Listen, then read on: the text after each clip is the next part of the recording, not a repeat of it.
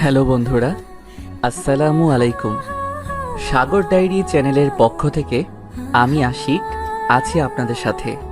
Love you all. তো চলুন আজকের ভিডিওটি শুরু করা যাক। এই আপু, তুমি তোমার জামাটা একটু ঠিক করে বসো তো, তোমার ব্রাই ফিতা দেখা যাচ্ছে। একদম চর মেরে সব কয়টা দাঁত ফেলে দিব বলে দিলাম। ফাজিল ছেলে একটা হয়েছিস, তাই না?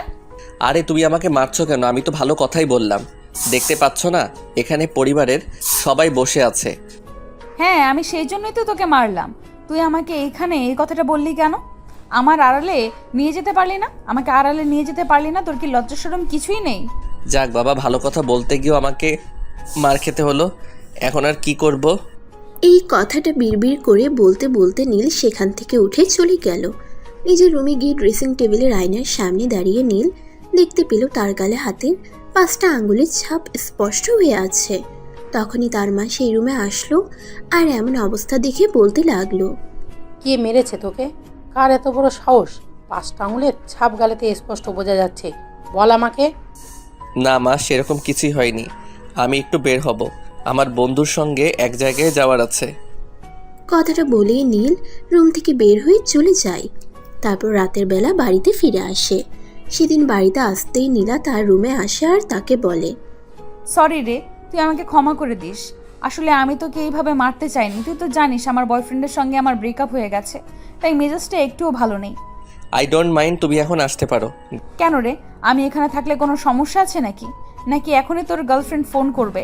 আমি সামনে থাকলে তার সঙ্গে কথা বলতে পারবি না। দেখো আপু, তুমি একদমই ফাইজলামো মার্কা কথাবার্তা বলবে না, কারণ তুমি খুব ভালো করেই জানো যে আমার কোনো গার্লফ্রেন্ড নেই আর প্রেম টেম করি না। কলেজে গিয়ে তো মেয়েদের সঙ্গে ফষ্টি নষ্টি খুব ভালোই করতে পারিস, আবার বলিস প্রেম করিস না। এটাও বিশ্বাস করতে হবে? দেখো, আমি তোমার মতো নই, আজ এর সঙ্গে কাল ওর সঙ্গে প্রেম করে বেড়াবো। দেখো, এত প্রেম করা ভালো নয়। এটা ঠিক আছে যে আমার অনেক মেয়ে বন্ধু আছে, কিন্তু তাই বলে আমি প্রেম টেম কখনোই করিনি। কথাটা বলে শেষ করার আগেই নীল তার গালে ঠাস ঠাস করে আরো 2টা চড় অনুভব করে। কি ব্যাপার, তুমি আবার আমাকে মারলে কেন? সকালবেলা আমাকে মেরে তোমার আপত্তি মিটেনি? আচ্ছা শোন, জীবনটা তো উপভোগ করার জন্য, তাই না? তাহলে প্রেম করব না কেন? প্রেম তো হলো জীবনের একমাত্র উপযোগ্য বিষয়। আমি তোমাকে এসব কথা জিজ্ঞাসা করিনি। আমি বলেছি তুমি আমাকে মেরেছো কেন। অ্যাডভাইস নেওয়া আমি পছন্দ করি না, তুই আমাকে অ্যাডভাইস দিলি তাই মারলাম। আমি কি তোকে প্রেম করার জন্য না করেছি? তোর প্রেম করার ইচ্ছা থাকলে তুমি প্রেম করো, কিন্তু আমাকে কখনো এইসব বিষয়ে কোনো কিছু বলবি না। না, আমার মনে হয় আমাকে দিয়ে প্রেম টেম ওইসব কখনো হবে না। কথাটা বলেই নীল নীলাকে কোনো কথা বলার সুযোগ না দিয়ে চুপচাপ রুম থেকে বের হয়ে চলে যায়। এইদিকে নীলা রাগে খটখট করতে থাকে, কারণ কেউ তাকে অ্যাভয়েড করুক এটা সে পছন্দ করে না, আর নীল সেটাই করেছে। নীলা সবসময়ই এই কথাটা চিন্তা করে, পরিবারের সবার চাইতে তার প্রাধান্যটাই বেশি, কারণ সে পরিবারের একমাত্র মেয়ে এবং বড় মেয়ে।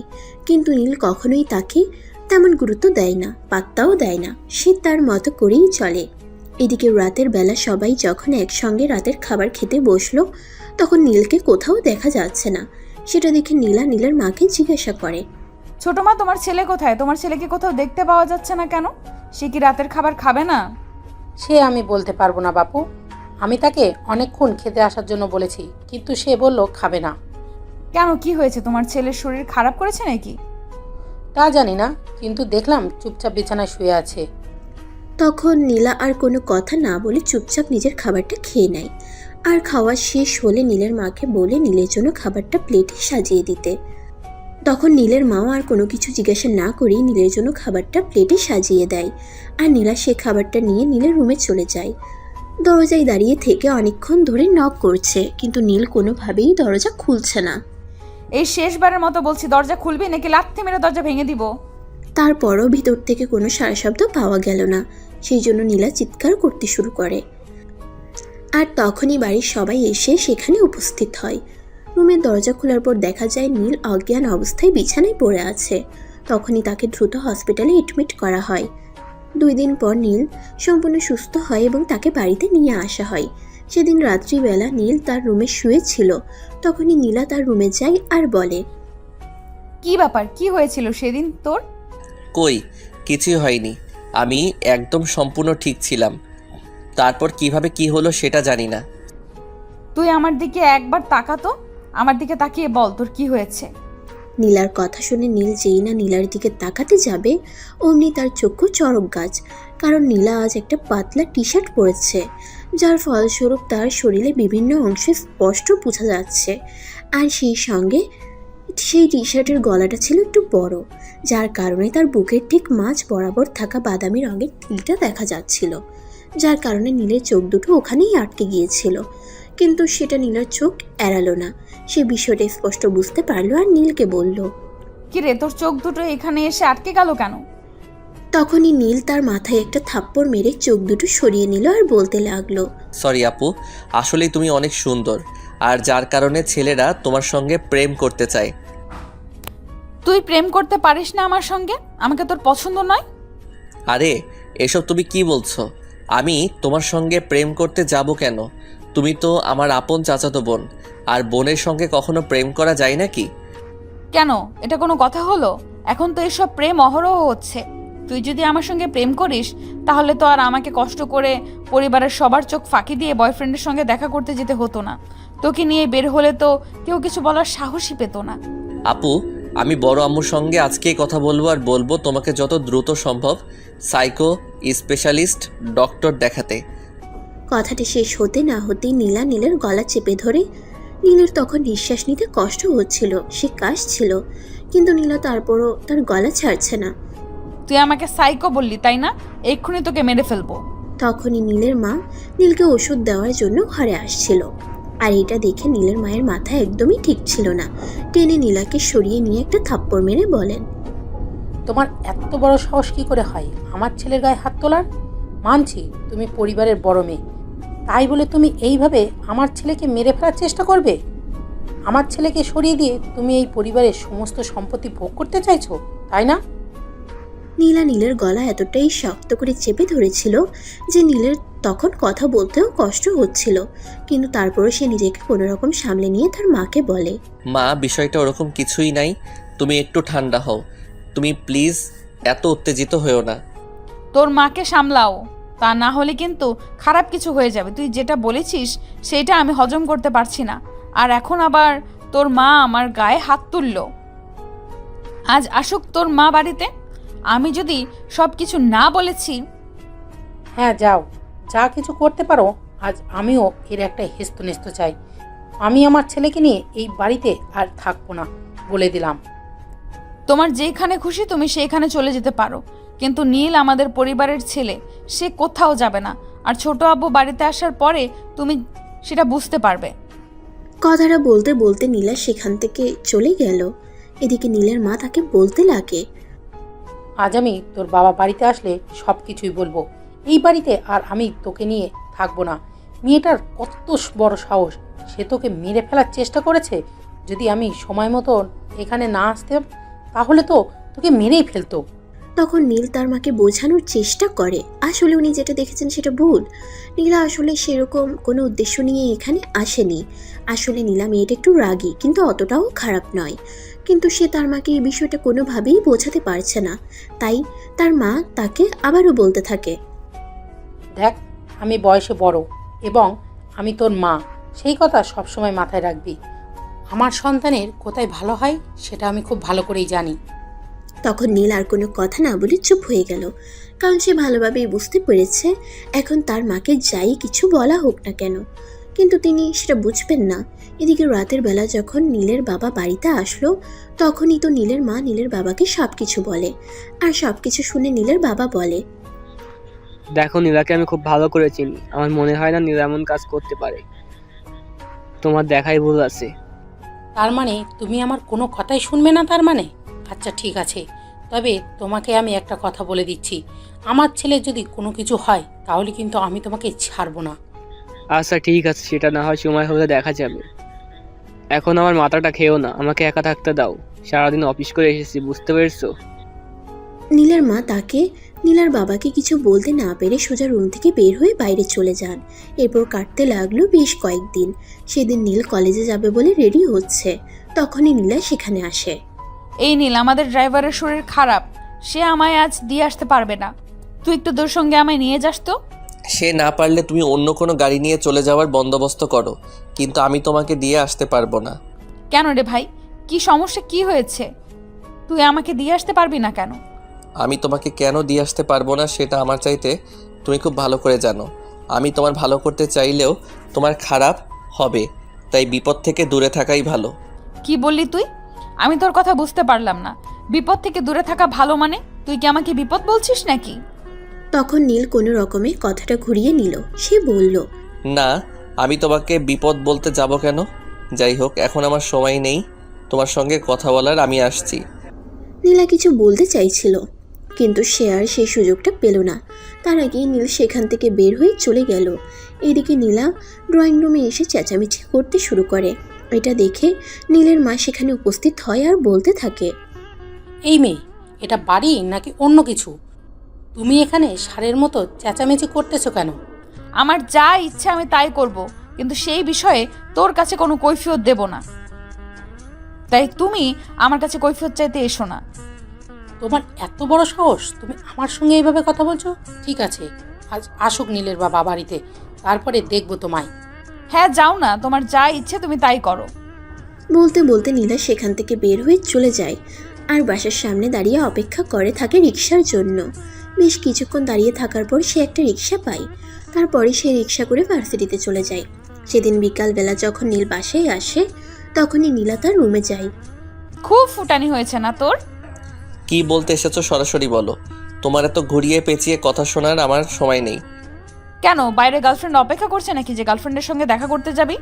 হ্যাঁ, চিন্তা করছি সেটাই করব, কারণ গতকাল আমাদের কলেজে একটা নতুন মেয়ে অ্যাডমিশন নিয়েছে। মেয়েটাকে দেখতে হেব্বি সুন্দরী, আমার সাথে মানাবে ভালো। নীলা কি জানি মনে করে কোনো উত্তর না দিয়ে সেখান থেকে চলে গেল। নীল সেই বিষয়টাকে গুরুত্ব দেওয়ার প্রয়োজন মনে করলো না। আসলে সে যা বলেছে সত্যি। তাদের কলেজে আজ নতুন একটা মেয়ে অ্যাডমিশন নিয়েছে, আর এই মেয়েটাকে নীলের খুবই পছন্দ হয়েছে। তাই নীল মনে মনে সিদ্ধান্ত নিয়েছে আগামীকাল কলেজে গিয়ে সে এই মেয়েটাকে প্রপোজ করবে। আর তার বাবা মায়ের তার যথেষ্ট ভরসা রয়েছে। তার সিদ্ধান্তের উপর তার বাবা মা কখনোই অমত করবে না। আর তাই পরের দিন সকালবেলায় কলেজে গিয়ে নীল সেই মেয়েটাকে প্রপোজ করে। নিশি ভালোবাসার মানুষকে কিভাবে প্রপোজ করতে হয় সেটা আমি জানি না। ইনফ্যাক্ট কাউকে কখনো ভালোবাসিনি, তাই এত গুছিয়ে কথা বলা আমার পক্ষে সম্ভব নয়। আমি তোমাকে সরাসরি বলছি, তোমাকে প্রথম দেখায় আমি ভালোবেসে ফেলেছি। I love you. দেখো নীল, তোমাকে আমি চিনিও না, জানিও না। এর আগে কখনো তোমার সঙ্গে আমার পরিচয় ছিল না, তাই এভাবে হুটহাট করে সিদ্ধান্ত নেওয়া তোমার পক্ষে সম্ভব হলেও আমার পক্ষে কিন্তু মোটেও সম্ভব নয়। তখন নীল নীলার কাছে জানতে চাই তাকে এভাবে অ্যাভয়েড করার কারণটা কি। তখন নিশি নীলকে বেশ কিছু কথা বলে, আর সেই সব কিছু কথা বলার পর নীল তাকে নিয়ে বিনিয়ে তার সঙ্গে রিলেশনে যাওয়ার জন্য রাজি করিয়ে নেয়। তাদের দুজনের এই সম্পর্কের কথা নীলের কান পর্যন্ত পৌঁছাতে বেশি সময় লাগলো না। নীলা এই বিষয়টা শোনার সঙ্গে সঙ্গে প্রচণ্ড পরিমাণে ক্ষেপে যায়। তখনই সে এক মুহূর্ত দেরি না করে নীলের বাবাকে সব কিছু খুলে বলে। ঠিক আছে, দেখো আমি বিষয়টি বুঝতে পারছি। দেখো নীলা, নীল তোমার ছোট ভাই, তাই সে চাইলে কারোর সঙ্গে রিলেশন যেতে পারে। ছোট আব্বু, তুমি বাবা হয়ে নিজের ছেলের সম্পর্কে এই কথাগুলো বলছো কি করে? তোমার ছেলে একটা মেয়ের সঙ্গে রিলেশন করে, সেটা কি তোমার জন্য যথেষ্ট অপমানজনক নয়? আরে বাবা, আমি তো এটা বুঝতে পেরেছি না, এখানে অপমানের কি আছে? আসলে আমি কিছু বুঝতে পারছি না, তোমাদের মাথা মুন্ডু কিছু আছে নাকি সেটাও হারিয়ে গেছে। কথাটা বলেই নিজের ছোট আব্বুকে রাগ দেখাতে দেখাতে নীলা সেখান থেকে নিজের রুমে চলে আসে আর মনে মনে ভাবতে থাকে যেভাবেই হোক নীলকেই রিলেশন থেকে সরিয়ে আনতেই হবে, কারণ নীলের প্রতি তার লম্বা একটা ক্রাশ আছে। সেটা খুব ভালো করে জানে যে নীল তার আপন চাচাতো ভাই, তার উপর আবার তার চাইতে বয়সে ছোট, কিন্তু তার এসব বিষয়ে বিন্দু মাত্র মাথা ব্যথা নেই। সে বরাবরই এরকম, যখন যে জিনিসটা পছন্দ হয় তখন সেটা তার চাই। তাই তো সেদিন নীল সন্ধ্যাবেলা নিজের রুমে বসে স্টাডি করছিল। এমন সময় নীলা সেখানে প্রবেশ করে আর সঙ্গে সঙ্গে রুমের দরজাটা লাগিয়ে দেয়। সেটা দেখে নীল তাকে বলতে থাকে, কি ব্যাপার আপু, কি হয়েছে? তুমি আমার রুমে এসেছো কেন? এসেছো ভালো কথা, কিন্তু দরজাটা কেন বন্ধ করেছো? চুপ, একটাও কোনো কথা বলবি না। যদি একটাও কথা বলেছিস তাহলে কিন্তু আমি চেঁচামেচি করতে শুরু করব। আরে বাবা, কি হয়েছে? আমি তো সেটাই বুঝতে পারছি না। আর এখানে চেঁচামেচি করার কথাই আসছেই বা কোথা থেকে, সেটা বলো। নিশি নামের ওই মেয়েটার সঙ্গে তোর কিসের এত মেলামেশা? তোকে কতবার বলেছি মেয়ে বন্ধুদের সঙ্গে সম্পর্ক রাখবি না। নিশি আমার বন্ধু নয়, সে আমার গার্লফ্রেন্ড, তাকে আমি ভালোবাসি। কথাটা শোনার সঙ্গে সঙ্গে নীলা রাগে আগুন হয়ে নীলকে বলতে থাকে। আর একবার যদি আমি তোর মুখ থেকে কোনো গার্লফ্রেন্ড বা মেয়ে বন্ধুর নাম শুনেছি তাহলে একদম মেরে তক্তা বানিয়ে দিব বলে দিলাম। আরে বাবা, ভার্সিটিতে তোর বয়ফ্রেন্ড থাকতে পারে, তাতে কোনো সমস্যা নেই, কিন্তু আমি একটা গার্লফ্রেন্ড এত কষ্ট করে পাঠালাম আর সেটার দিকে তোমার নজর পড়ে গেল। তখন নীলা বলতে থাকে ওই সব দিকে নজর দেওয়া নীলের কাজ নয়, শুধু তাকে যেটা করতে বলা হয়েছে সে যেন সেটাই করে। আর তাই নীল তখন বলতে থাকে, দেখো, আমি তোমার নিজের টাকায় কেন সম্পত্তি নয় যে তুমি আমাকে সেইভাবে ভোগ করার করবে। আমি একটা মানুষ আর আমার নিজের একটা লাইফ আছে, আর সেখানে আমি কারোর কোনো মতামত গ্রহণ করতে ইচ্ছুক নই। কথাটা শুনে নীলা প্রচণ্ড পরিমাণে ক্ষেপে যায় আর নীলকে ঠাস করে একটা চর বসিয়ে বলতে থাকে, একদম পাকা পাকা কথা বলার চেষ্টা করবি না। তুই খুব ভালো করে জানিস এভাবে পাকা পাকা কথা বলা আমার একদমই পছন্দ নয়। আমি তোকে যেটা করতে বলেছি তুই সেটাই করবি। বললাম তো, আমার নিজের একটা লাইফ আছে, সেখানে আমি অন্য কারোর কোনো কথা শুনতে রাজি নই। কথাটা বলার সঙ্গে সঙ্গেই নীলা নীলকে ধাক্কা দিয়ে বিছানার উপরে ফেলে দেয় আর সঙ্গে সঙ্গে তার বুকের উপরে উঠে বসে। তখন নীল চেঁচাতে শুরু করে, আরে এটা তুমি কি করছো? তুমি আমার বুকের উপর উঠে বসে আছো কেন? আমার তো নিঃশ্বাস নিতে কষ্ট হচ্ছে, মনে হয় আমি এক্ষুনি দম বন্ধ হয়ে মারা যাব। তুই এত সহজে মরবি না, তোর মরণ আমার হাতে। তাই আমি যেটা বলেছি তুই সেটাই করো, নয়তো তোর মরণ খুব কাছাকাছি চলে এসেছে। নীল নীলাকে নিজের বুকের উপর থেকে নামানোর জন্য অনেক চেষ্টা করছে, কিন্তু কোনোভাবেই পেরে উঠছে না। নীলা যেন তার বুকের উপর আরও শক্ত করে চেপে বসার চেষ্টা করছে। তাই নীল কোনো রকমে নিজেকে বাঁচানোর চেষ্টা করতে থাকে। শোন, এইভাবে মুচড়ামুচড়ি করে কোনো লাভ হবে না। আমি তোকে যেটা বলেছি তোকে সেটাই করতে হবে। নিশির সঙ্গে তোর কোনো সম্পর্ক রাখা চলবে না। আমি একটা কথা কোনোভাবেই বুঝতে পারছি না, আমি নিশির সঙ্গে সম্পর্ক রাখলাম নাকি রাস্তার কোনো পাগলির সঙ্গে সম্পর্ক রাখলাম, সেটা জেনে তোমার কী লাভ? আর সেই সম্পর্কটা ভাঙানি দিয়ে তোমার কী লাভ? আমার লাভ লসের হিসাব করার কথা আমি তোকে বলিনি। আমি তোকে যেটা করতে বলেছি তোকে সেটাই করতে হবে। তুই নিশির সঙ্গে কোনো সম্পর্ক রাখবি না, এইটাই ফাইনাল। তখনও নীলা নীলের বুকের উপর চেপে বসে আছে। নীল যেন দম বন্ধ হয়ে মারা যাবার উপক্রম শুরু হয়ে গেছে, কারণ নীলার শরীর স্বাস্থ্য মোটামুটি ভালো, আর এদিকে নীল একদম হ্যাংনা পাতলা একটা ছেলে মানুষ। তাই নীলার ওজন সহ্য করা তার পক্ষে একদমই সম্ভব ছিল না। নীলা আপু, তুমি আমার বুকের উপর থেকে নামবে নাকি আমি আমার আম্মুকে ডাকতে শুরু করব? তখন নীলা তার দিকে নিচে হয়ে ঝুঁকে বলতে থাকে, তোকে আমি কতবার বললাম আমার সঙ্গে বাড়াবাড়ি করে কোনো লাভ হবে না। আমি যেটা করতে বলেছি সেটাই করতে হবে। তখনই নীলের চোখ দুটি আটকে গেল নীলার বুকের মাঝখানে। বুকের ঠিক মাঝ বরাবর অনেক সুন্দর একটা ছোট্ট তিল। তখনই নীল নীলাকে বলে উঠে, আপু, তোমার জামাটা একটু ঠিক করো প্লিজ, তোমার ওই দুটো দেখা যাচ্ছে। তোকে দেখানোর জন্যই তো দেখাচ্ছি, দেখ না কত সুন্দর। ছি ছি আপু, এসব তুমি কি বলছো? আমি তোমার আপন চাচাতো ভাই, আমাকে এসব কথা বলতে তোমার একটু লজ্জা করছে না? এইসব ন্যাকামো আমার কাছে দেখাতে আসিস না তো, কারণ আমি তোকে কখনোই চাচাতো ভাই মনে করি না। একটু দে না আমায় আদর করে। নীল তখন নিজের চোখ দুটো বন্ধ করে নেয় আর চোখের উপর নিজের হাত রেখে বলতে থাকে, আপু প্লিজ, তুমি তোমার জামাটা ঠিক করো। বেশিক্ষণ এইভাবে থাকলে কিন্তু আমি নিজেকে কন্ট্রোলে রাখতে পারবো না, বলে দিলাম। কে বলেছে নিজেকে কন্ট্রোলে রাখতে? আমি তো নিজেই তাকে বলেছি আমায় একটু আদর করে দে, কিন্তু তুই তো নিজেই আমার থেকে দূরে দূরে থাকার চেষ্টা করছিস। কথাটা বলেই নীলা নীলের হাতটা টান দিয়ে একটু তার বুকের কাছে নিয়ে আসে। নীলের হাতটা যখনই নীলার বুকে স্পর্শ করতে যাবে, নীল তখনই কেঁপে উঠে বলে, আরে কি করছো কি তুমি? তখন নীলা নিজেই নীলের হাতটা ধরে তার বুকে চাপ দিয়ে ফিলিংস নিতে শুরু করে। নীল তখন চেষ্টা করা সত্ত্বেও নিজেকে সরিয়ে নিতে পারছিল না, কারণ সে তো একটা ছেলে, আর একটা মেয়ে যদি নিজের থেকে এভাবে তার কাছে এসে ধরা দেয় তাহলে সে কি করবে। নীলা নিজেই নীলকে বিভিন্নভাবে রোমান্টিক স্পর্শ করতে শুরু করে। এদিকে নীল যদিও নিজেকে তখনও কন্ট্রোল করার চেষ্টা করছে, তখনই নীলা তাকে বলে, এই তোর মধ্যে কি পুরুষত্ব বলতে কিছু নেই নাকি? কেন, আমাকে দেখে তোমার হিজড়া মনে হচ্ছে নাকি যে আমার মধ্যে পুরুষত্ব বলতে কিছুই থাকবে না? তোকে আমার যথেষ্ট সন্দেহ মনে হচ্ছে, কারণ তুই যদি সত্যি পুরুষ হতি তাহলে আমি এইভাবে নিজেকে তোর কাছে তুলে দেওয়ার পরেও তুই নিজেকে কোনোভাবে এতটা সেফলি কন্ট্রোল করতে পারতি না। দেখো আপু, এখন কিন্তু সত্যি বাড়াবাড়ি হয়ে যাচ্ছে। তুমি কিন্তু আমার পুরুষত্বে আঘাত এনে কথা বলছো। এখন কিন্তু আমি বিগড়ে যেতে বাধ্য হব। তখন নীলা নীলকে আরেকটু খোঁচা মেরে বলতে থাকে। তুই আর কি করতে পারবি বল? আমি নিজেকে তোর এতটা কাছে এনে দিলাম, তারপরও তুই আমাকে একটু সুখ দেওয়ার চেষ্টা না করে উল্টো আর উল্টোপাল্টা কথা বলছিস, তাহলে তোর কাছে আর কি আশা করা যায়? সেই মুহূর্তে নীল তার শরীরের সমস্ত শক্তি একসঙ্গে করে নীলাকে ধাক্কা দিয়ে নিজের বুকের উপর থেকে সরিয়ে কোনো রকমে সেখান থেকে উঠে দাঁড়ায়। আর যেই না নিজেকে নীলার বাহুবন্ধন থেকে মুক্ত করতে পেরেছে, তখন আর সেখানে এক মুহূর্ত দেরি না করে রুমের দরজা খুলে বাইরে চলে আসে।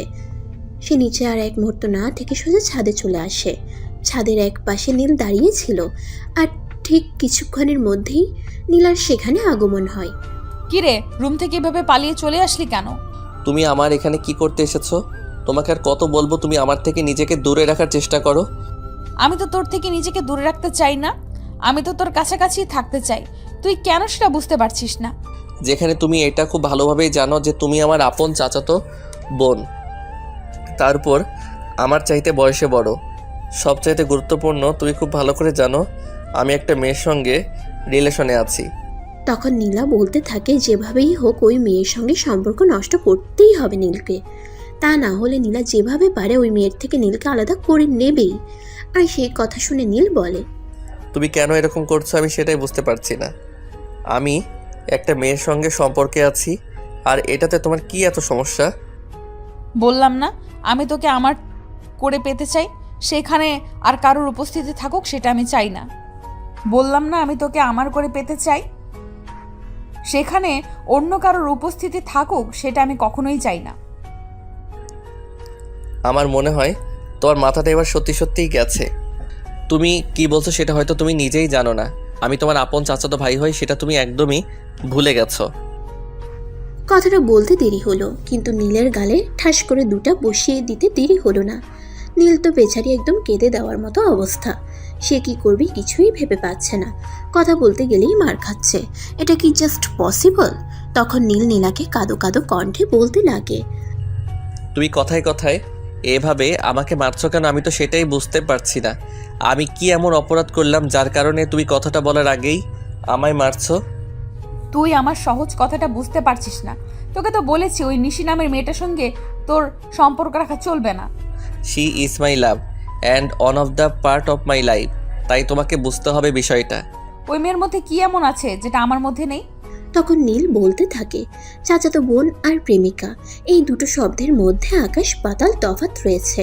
বোন শুধু বোনই হয়ে থাকে, আর প্রেমিকা হয় ভালোবাসার মানুষ এবং ভবিষ্যৎ স্ত্রী। কিন্তু নীলা তো সে এক কথার মানুষ, সে তো অন্য কারো কথা শুনবেই না। সে তার মতোই বলে, তুই যদি এই মেয়েটার সঙ্গে নিজের থেকে সম্পর্ক নষ্ট না করিস, তাহলে এর জন্য কি করতে হবে সেটা আমি খুব ভালো করেই জানা আছে। তাই তোকে বেশিক্ষণ ওয়েট করতে হবে না, আমি অল্প সময়ের মধ্যে এই বিষয়টা সমাধান করে দিব। কথাটা বলে নীলা আর সেখানে এক মুহূর্তও দাঁড়ালো না। এরপর কেটে গেল 3 দিন। ইতিমধ্যে নীলা নিশির পরিবার এবং যা কিছু তথ্য জানার প্রয়োজন ছিল সবকিছুই জেনে গেছে।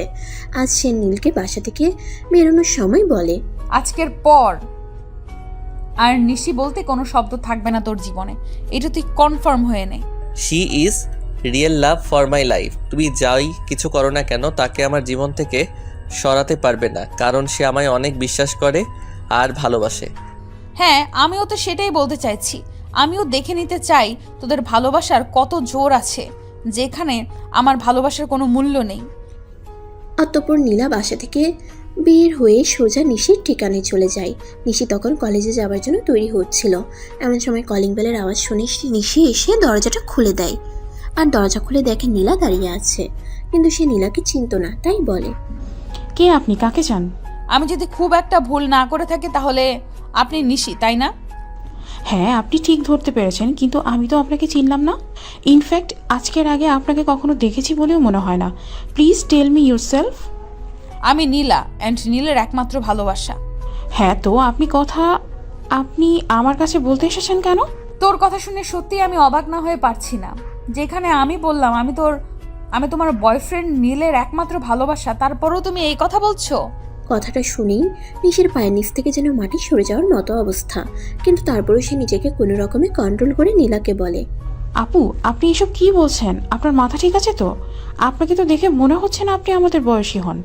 আপনাকে দেখে আমাদের চাইতে বয়সে একটু বড় বলেই মনে হচ্ছে। কেন আমি তোমাদের চাইতে বয়সে মারামারি কাউকে ভালোবাসতে পারি না নাকি? আমি তোমার চাইতে দেখতেও সুন্দর, কোনটা বলো? না মানে আপনাকে সেরকম কিছু বলিনি, কিন্তু নীল আমার ক্লাসমেট আর সে আমাকে ভালোবাসে, আমিও তাকে ভালোবাসি, আমাদের দুজনের মধ্যে একটা সম্পর্ক রয়েছে। কথাটা শোনা মাত্রই নীলা শুরু করে তার নাটক। সে নিশিকে দেখানোর জন্য যা যা এভিডেন্স এনেছিল সবগুলো নিশির সামনে পেশ করতে শুরু করে। এগুলো দেখতে দেখতে নিশির একদমই যেন পায়ের নিচ থেকে মাটি সরে চলে যাচ্ছিল। নিশি মাথা ঘুরে পড়ে যাচ্ছিল, কি করবে কিছুই বুঝতে পারছিল না। সে নিজের চোখের সামনে দেখতে পাচ্ছিল নীলার ঘনিষ্ঠ মুহূর্তের কিছু ছবি, আর সেই সঙ্গে নীলার প্রেগন্যান্সি রিপোর্ট। তখন আর কোনোভাবেই নিজেকে কন্ট্রোল করতে পারছে না। একটা মানুষ কিভাবে এরকম হতে পারে, ওটা সে ভাবতেই পারছিল না। আপু আপনি এইসব আমাকে কি দেখালেন? আমি তো নিজের চোখকেই বিশ্বাস করতে পারছি না। এবার তুমি বুঝতে পারলে তো তুমি কেমন একটা কিটের সঙ্গে ভালোবাসার সম্পর্ক করতে চাচ্ছিলে? আমার পেটেও সন্তান, আর আমাকে এখন তো আর বোরিং লাগে বলে তোমার সঙ্গে সম্পর্কে আসতে চাইছে। প্লিজ বিষয়টা বোঝার চেষ্টা করো। আপনি আমাকে ক্ষমা করে দেবেন আপনাকে ভুল বোঝার জন্য। আসলে ভুলটা আমারই ছিল, আমি একটা নরকের কিটের সঙ্গে ভালোবাসার সম্পর্ক করতে চাইছিলাম। কথাটা শুনে নীলা মুখ চেপে হাসতে থাকে, কারণ সে তার প্ল্যান অনুযায়ী সাকসেসফুল হতে পেরেছে। সে নিজের হাসি চেপে রেখে নিশিকে বলতে থাকে, দেখো আমার যেটুকু কর্তব্য ছিল সেটুকু আমি করে গেলাম। এখন তুমি কি করবে না করবে সেটা একান্তই তোমার ব্যক্তিগত ব্যাপার। আমি আর তোমাকে এই বিষয়ে কিছুই বলবো না। তুমি আমার বোনের চাইতেও বেশি উপকার করলে, তোমার এই উপকার আমি কোনো দিনও ভুলব না। নীলা তখন মুখ লুকিয়ে সাফল্যের একটা চরম হাসি দিয়ে সেখান থেকে বিদায় হয়, আর বলতে থাকে, এবার আর আমার ভালোবাসায় কোনো বাধা থাকবে না। সেদিন নীল কলেজে গেল, কিন্তু নিশি আসেনি। নীল সারা কলেজ ক্যাম্পাসে নিশিকে খুঁজলো, কিন্তু নিশিকে কোথাও খুঁজে পেল না। নিশির ফোন নাম্বারে অনেক কল করলো, কিন্তু নিশি তার ফোনটাও পর্যন্ত রিসিভ করলো না। নীল পড়ে গেল মহাচিন্তায়, কি হয়েছে কিছুই বুঝতে পারছে না সে। দেখতে দেখতে কলেজ টাইম শেষ হয়ে গেল, আর নীল বাসায় চলে আসে। বাসায় এসে রুমে বসে বসে কান্না করছে। তখনই তার মা সেখানে এসে উপস্থিত হয়। কি ব্যাপার নীল, কি হয়েছে তোমার? তুমি এখানে এভাবে বসে বসে কান্না করছো কেন? তখন নীল তার মাকে সমস্ত বিষয়টা খুলে বলে। তার মা তখন কিছু ভাবতে পারছিল না, কারণ তিনি নিজেও জানতেন নিশি তার ছেলেকে প্রচণ্ড পরিমাণে ভালোবাসে। কিন্তু হঠাৎ কি হয়ে গেল যে কারণে নিশি ফোনটাই পর্যন্ত রিসিভ করছে না। তখন তার মা তাকে বলে, এই পাগল ছেলে, এই জন্য কান্না করতে হবে নাকি? হয়তো কোনো সমস্যা হয়েছে, একটু পর দেখবে সে নিজেই তোমাকে ফোন করে নেবে। মা, তুমি বুঝতে পারছো না বিষয়টা? আমি সেই সকাল থেকে নিশির নাম্বারে ফোন দিয়ে যাচ্ছি, কিন্তু সে কোনোভাবেই ফোনটা রিসিভ করছে না। আচ্ছা ঠিক আছে, আমি বিষয়টা বুঝতে পেরেছি, কিন্তু তুমি নিজেকে একটু শান্ত করো, একটু শান্ত হয়ে বসে দেখো, কিছুক্ষণ পর হয়তো সব ঠিক হয়ে যেতে পারে। কথাটা বলেই নীলকে সান্ত্বনা দিয়ে তার মা সেখান থেকে চলে যায়। আর নীল বসে বসে শুধু ভাবতে থাকে কখন নিশি তাকে ফোন করবে, আর কেনই বা নিশি এমন করছে। কিন্তু সে কোনো কুল কিনারা খুঁজে পায় না, তাই সে আবারও নিশিকে ফোন করতে থাকে। 5টা কল হবার পর নিশি কল রিসিভ করে। কি সমস্যা আপনার? আপনি আমাকে কেন ফোন দিচ্ছেন? দেখতে পাচ্ছেন না আমি আপনার ফোন রিসিভ করছি না? নিশি, কি হয়েছে তোমার? তুমি আমার সঙ্গে এভাবে কথা বলছো কেন? আর তুমি কলেজে আসোনি কেন? তোমাকে আমি কতবার কল দিয়েছি? কথাগুলো এক নিঃশ্বাসে বলে শেষ করলো নীল। আর কথাগুলো শেষ হওয়া মাত্রই নিশি বলতে শুরু করে, আজকের পর থেকে আমাকে আর কখনোই আপনার কল বা মেসেজ করতে হবে না, আমার জন্য আপনাকে অপেক্ষা করতে হবে না। আর আমি ফাইনাল সিদ্ধান্ত নিয়ে ফেলেছি, আমি এই কলেজে পড়াশোনাও করব না, প্রয়োজনে এক ব্যাচ গ্যাপ দেব, কিন্তু অন্য কলেজে ভর্তি হব। নিশির বলা কথাগুলো যেন নীলের মাথার উপর দিয়ে যাচ্ছিল। নিশি কি বলছে সে কিছুই বুঝতে পারছিল না, তাই সে একদম কাঁদো কাঁদো কণ্ঠে বলতে থাকে, প্লিজ তুমি এভাবে আমার সঙ্গে কথা বলো না, আমার খুব কষ্ট হচ্ছে, আমি আর নিতে পারছি না। অন্যকে তো কষ্ট খুব ভালোই দিতে পারেন, তাহলে নিজে কষ্ট করতে পারেন না কেন? আচ্ছা, তুমি আমাকে দয়া করে বলবে কি হয়েছে তোমার? তুমি কেন আমার সঙ্গে এরকম ব্যবহার করছো? আর কেনই বা আজ কলেজে আসোনি? আমি আপনাকে অত সব কৈফিয়ত দিতে বাধ্য নই, আপনি আর কখনোই আমাকে কল মেসেজ করবেন না। আচ্ছা ঠিক আছে, করবো না, কিন্তু কি হয়েছে সেটা তো আমায় বলো। আমার কি অপরাধ যার কারণে তুমি এভাবে আমাকে কষ্ট দিচ্ছ? তখন নীলার বলে যাওয়া সবকিছু নিশি তাকে বলে, আর সব শেষে বলে, যে ছেলের চরিত্রের এরকম হতে পারে তার সঙ্গে আমি আর যাই হোক ভালোবাসার মতো পবিত্র সম্পর্কে জড়ানো যায় না। ভালোবাসা পেতে হলে যোগ্যতা লাগে যা আপনার মধ্যে নেই। কথাটা বলে সঙ্গে সঙ্গে নিশি ফোনটা কেটে দেয় এবং নীলের নাম্বারটা ব্লক করে দেয়। সেই সব কথা শুনে নীলার মাথায় যেন আকাশ ভেঙে পড়েছে। নীলা কেন এমন করছে সে কিছুতেই বুঝতে পারছে না। তাই সে তার মাকে নিজের রুমে ডাকে এবং সব কিছু খুলে বলে। সব কিছু শুনে তার মা তাকে বলে, ঠিক আছে, আমি বুঝতে পেরেছি বিষয়টা। তুমি নিজেকে একটু শান্ত করো, আমি দেখছি কি করা যায়। সেদিন রাতের বেলা নীলের বাবা বাড়িতে আসলে তার মা তার বাবাকে সবকিছু বলে। আর সবকিছু শোনার পর তার বাবা নীলকে নিজের রুমে ডাকেন এবং বলেন, এসব কি শুনছি? তুমি যা শুনেছ সব কিছু একদম সত্যি। নিশিকে আমি সত্যি ভালোবাসতাম আর তার সঙ্গে আমার ভালো একটা সম্পর্ক ছিল, কিন্তু নীলা আপু কেন এমন করছে আমি তো সেটাই বুঝতে পারছি না।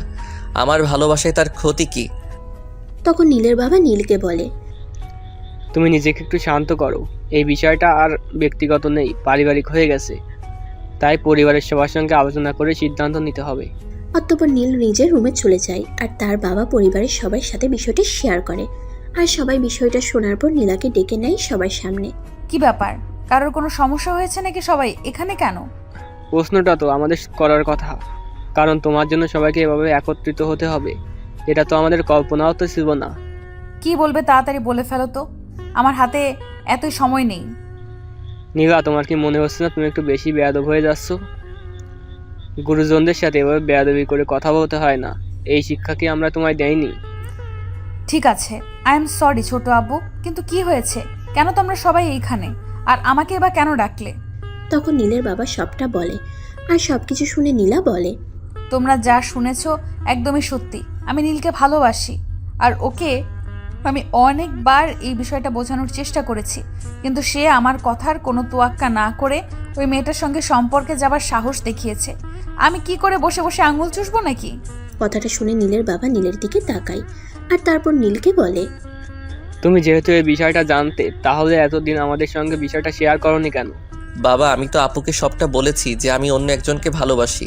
তারপর পরিবারের সঙ্গে শেয়ার করার কি আছে এখানে? আচ্ছা, আমরা এখন কি করতে পারি সেটা তোমরাই বলো। বাবার এমন কথা শুনে নীল একটু রেগে যায় আর তার বাবাকে বলে, তোমরা সবকিছু শোনার পর এমন কথা বলছো কি করে, যেখানে নীলা আপু আমার এত বড় একটা ক্ষতি করেছে, তারপরও তোমরা বলছো তোমাদের কিছুই করার নেই? কি আর করবে? কেউ যদি কিছু করে তাহলে আমি যেটা বলেছি সেটাই করতে হবে, এর অন্যথা কিছুই হবে না এই বাড়িতে। তুমি কে গো যার কথা এই বাড়িতে সবকিছু হতে হবে? তখন নীলা সেখান থেকে নীলের সামনে গিয়ে দাঁড়িয়ে তার কানের কাছে মুখ নিয়ে বলতে থাকে, সবার সামনেই দেখিয়ে দিতে হবে নাকি বিয়েটা হওয়া পর্যন্ত অপেক্ষা করবি? তুই চাইছোটা কি বলবে? আমি তো তোকে ছাড়া আর কিছুই চাই না। সেই কথাটা তোকে অনেকবার বলা আর বোঝানোর চেষ্টা করেছি, কিন্তু তুই যদি সব কিছু বুঝো না বুঝিস তাহলে আমি কি করব? নীল তখন কি বলবে আর কি করবে কিছুই ভেবে পাচ্ছে না, কারণ এই মুহূর্তে তার কি করা উচিত সেটাই তার মাথায় আসছে না। দেখো নীলা আপু, তুমি যেটা করেছো সেটাই কিন্তু ক্ষমার অযোগ্য অপরাধ, কারণ তুমি নিশিকে সব উল্টাপাল্টা বুঝিয়ে এসেছো। বেশ করেছি, যে জিনিসটা আমার সেটার দিকে অন্য কেউ হাত বাড়াক আমি কখনোই চাইনি, তাই আমি এই কাজটা করতে বাধ্য হয়েছি। তোমার কি একবারও মনে হচ্ছে না তুমি ভুল কিছু করেছো, কিংবা তোমার কি একবারও এর জন্য অনুতপ্ত হচ্ছে না? নিজের ভালোবাসাকে নিজের করে পাবার জন্য যাই কিছু করতে হোক না কেন তাতে আমার বিন্দু মাত্র আপত্তি নেই। তখন নীলা আরও বলতে থাকে, নীলকে পাওয়ার জন্য যদি তাকে 7 সমুদ্র 13 নদী পার হতে হয় সে সেটার জন্য প্রস্তুত। তার এইসব কথা শুনে পরিবারের মানুষ কি বলবে তারা নিজেরাই ভাবতে পারছে না। সবাই এখন সিদ্ধান্তহীনতায় ভুগছে। তখনই নীলা সবাইকে উদ্দেশ্য করে বলতে থাকে, কি ব্যাপার, তোমরা সবাই এভাবে চুপ হয়ে বসে আছো কেন? কেউ কিছু বলছো না কেন? আমরা কি বলবো আর আমাদের কি বলার আছে সেটাই তো বুঝতে পারছি না। তুমি যা বলছো আর যা করেছো এরপর আর কি বলার থাকে?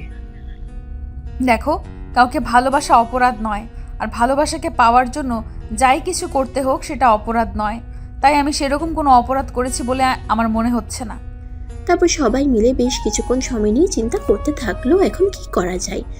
কারণ একদিকে নীল নীলাকে পছন্দ করে না, আর অন্যদিকে নীলা নীলকে পাওয়ার জন্য যা ইচ্ছে তাই করতে প্রস্তুত। এখন যেটা করতে হবে সেটা হলো খুব ভেবে চিন্তে ঠান্ডা মাথায় সিদ্ধান্ত নিতে হবে, যাতে দুজনের থেকে কারোরই কোনো ক্ষতি না হয়। কিন্তু কি এমন সিদ্ধান্ত সেটাই তো কেউ ভেবে কুল কিনারা পারছে না। তখনই হঠাৎ নীলের বাবার মাথায় একটা বুদ্ধির উদয় হলো, আর উনি সেটা সবার সামনে পেশ করলেন। একটা কাজ করলে খুবই ভালো হয়, তোমরা দুজন 1 মাসের জন্য তোমরা দুইজন 1 মাসের জন্য কোথাও থেকে ঘুরে আসো। দুজন দুজনকে সময় দাও, কাছাকাছি থাকো। এরপর যদি মনে হয় দুজন একসাথে থাকতে পারবে, তারপর আমরা কোনো এক সিদ্ধান্তে উপনীত হব। এই কথাটার কোনো মানেই হয় না বাবা। তোমার কি মনে হয় আমি এই মেয়েটার সঙ্গে কোথাও গিয়ে থাকবো আর এদিকে আমার ভালোবাসার মানুষ আমাকে ভুল বুঝবে? It's impossible. অপরদিকে নীলা তো এই কথাটার জন্য একদমই রাজি, তাই সে বলে, আমার কোনো সমস্যা নেই, আমি যদি রাজি আছি। কিছু সময় কেন, আমি তার সঙ্গে অনেক সময় কাটাতে রাজি আছি, কারণ আমি যে তাকে সত্যিই চাই। তোমার লজ্জা করে চাচাতো ভাইয়ের সঙ্গে সময় কাটাতে চাও, তারপর আবার তোমার চাইতে বয়সে ছোট। এত ন্যাকামি করিস না, ন্যাকামি করো না। আমার একদমই ভালো লাগে না, কারণ তুই খুব ভালো করে জানিস তুই আমার চাচাতো ভাই, মায়ের পেটের ভাই নোস। তোর ভালোবাসার ক্ষেত্রে বয়স কোনো বিষয় নয়, সেটা আমি খুব ভালো করেই জানি। তাই আমাকে এইসব বিষয়ে কোনো জ্ঞান দিতে আসিস না। অতঃপর নীলা পরিবারের সবাইকে উদ্দেশ্য করে বলতে থাকে নীলার সঙ্গে যাওয়ার জন্য তার কোনো আপত্তি নেই। সেটা পরিবারের সবাই যেখানে যেতে বলুক না কেন সে সেখানেই যাবে, কিন্তু নীল তো এই বিষয়টা মেনে নিতে চায় না। সেখানে ঘুরতে যাওয়া তো অনেক দূরের কথা, আর সময় দেওয়া সে তো প্রশ্নই ওঠে না। তোমরা প্লিজ আমাকে জোরাজোরি করো না, আমাকে জোরাজোরি করে কোনো লাভ হবে না, কারণ জীবনে একজনকে ভালোবাসা যায়। আমিও জীবনে সেরকম কোনো অপরাধ করিনি যার কারণে আমার ভালোবাসার মানুষকে আমায় হারাতে হবে। আমার ভালোবাসার মানুষকে আমার পেতেই হবে, সেটা যেভাবেই হোক, যে কোনো পরিস্থিতিতেই হোক। নীলার মাথায় যেন আকাশ ভেঙে পড়ার মতো অবস্থা, কারণ সে পরিবারের কাউকে তার কথাটা বোঝাতেই পারছে না কেন যে পরিবারের সবাই এরকম করছে আর এভাবে কথা বলছে, সেটা কোনোভাবেই তার মাথায় ঢুকছে না। তাই সে মনে মনে ভাবলো এখানে কারোর সঙ্গে কোনো কথা বলে কোনো লাভ হবে না, যা করার তাকেই করতে হবে। কথাটা বলতে বলতে সে সবার সামনে থেকে বের হয়ে চলে গেল সোজা নিশিতের বাড়িতে। কিন্তু দুর্ভাগ্যের কথা বলা, সে অনেক সময় ধরে নিশিতের বাড়ির সামনে দাঁড়িয়ে কলিং বেল চেপে যাচ্ছে, কিন্তু কেউ দরজা খুলছে না। প্রায় 20 মিনিট পর নিশি এসে দরজা খুলে আর তাকে দেখেই বলে, আপনি এখানে এসেছেন কেন? নিশি প্লিজ তুমি আমার সঙ্গে এভাবে কথা বলো না, আগে আমার কথাটা শোনো, আমাকে একটু সময় দাও, আমাকে বলতে দাও।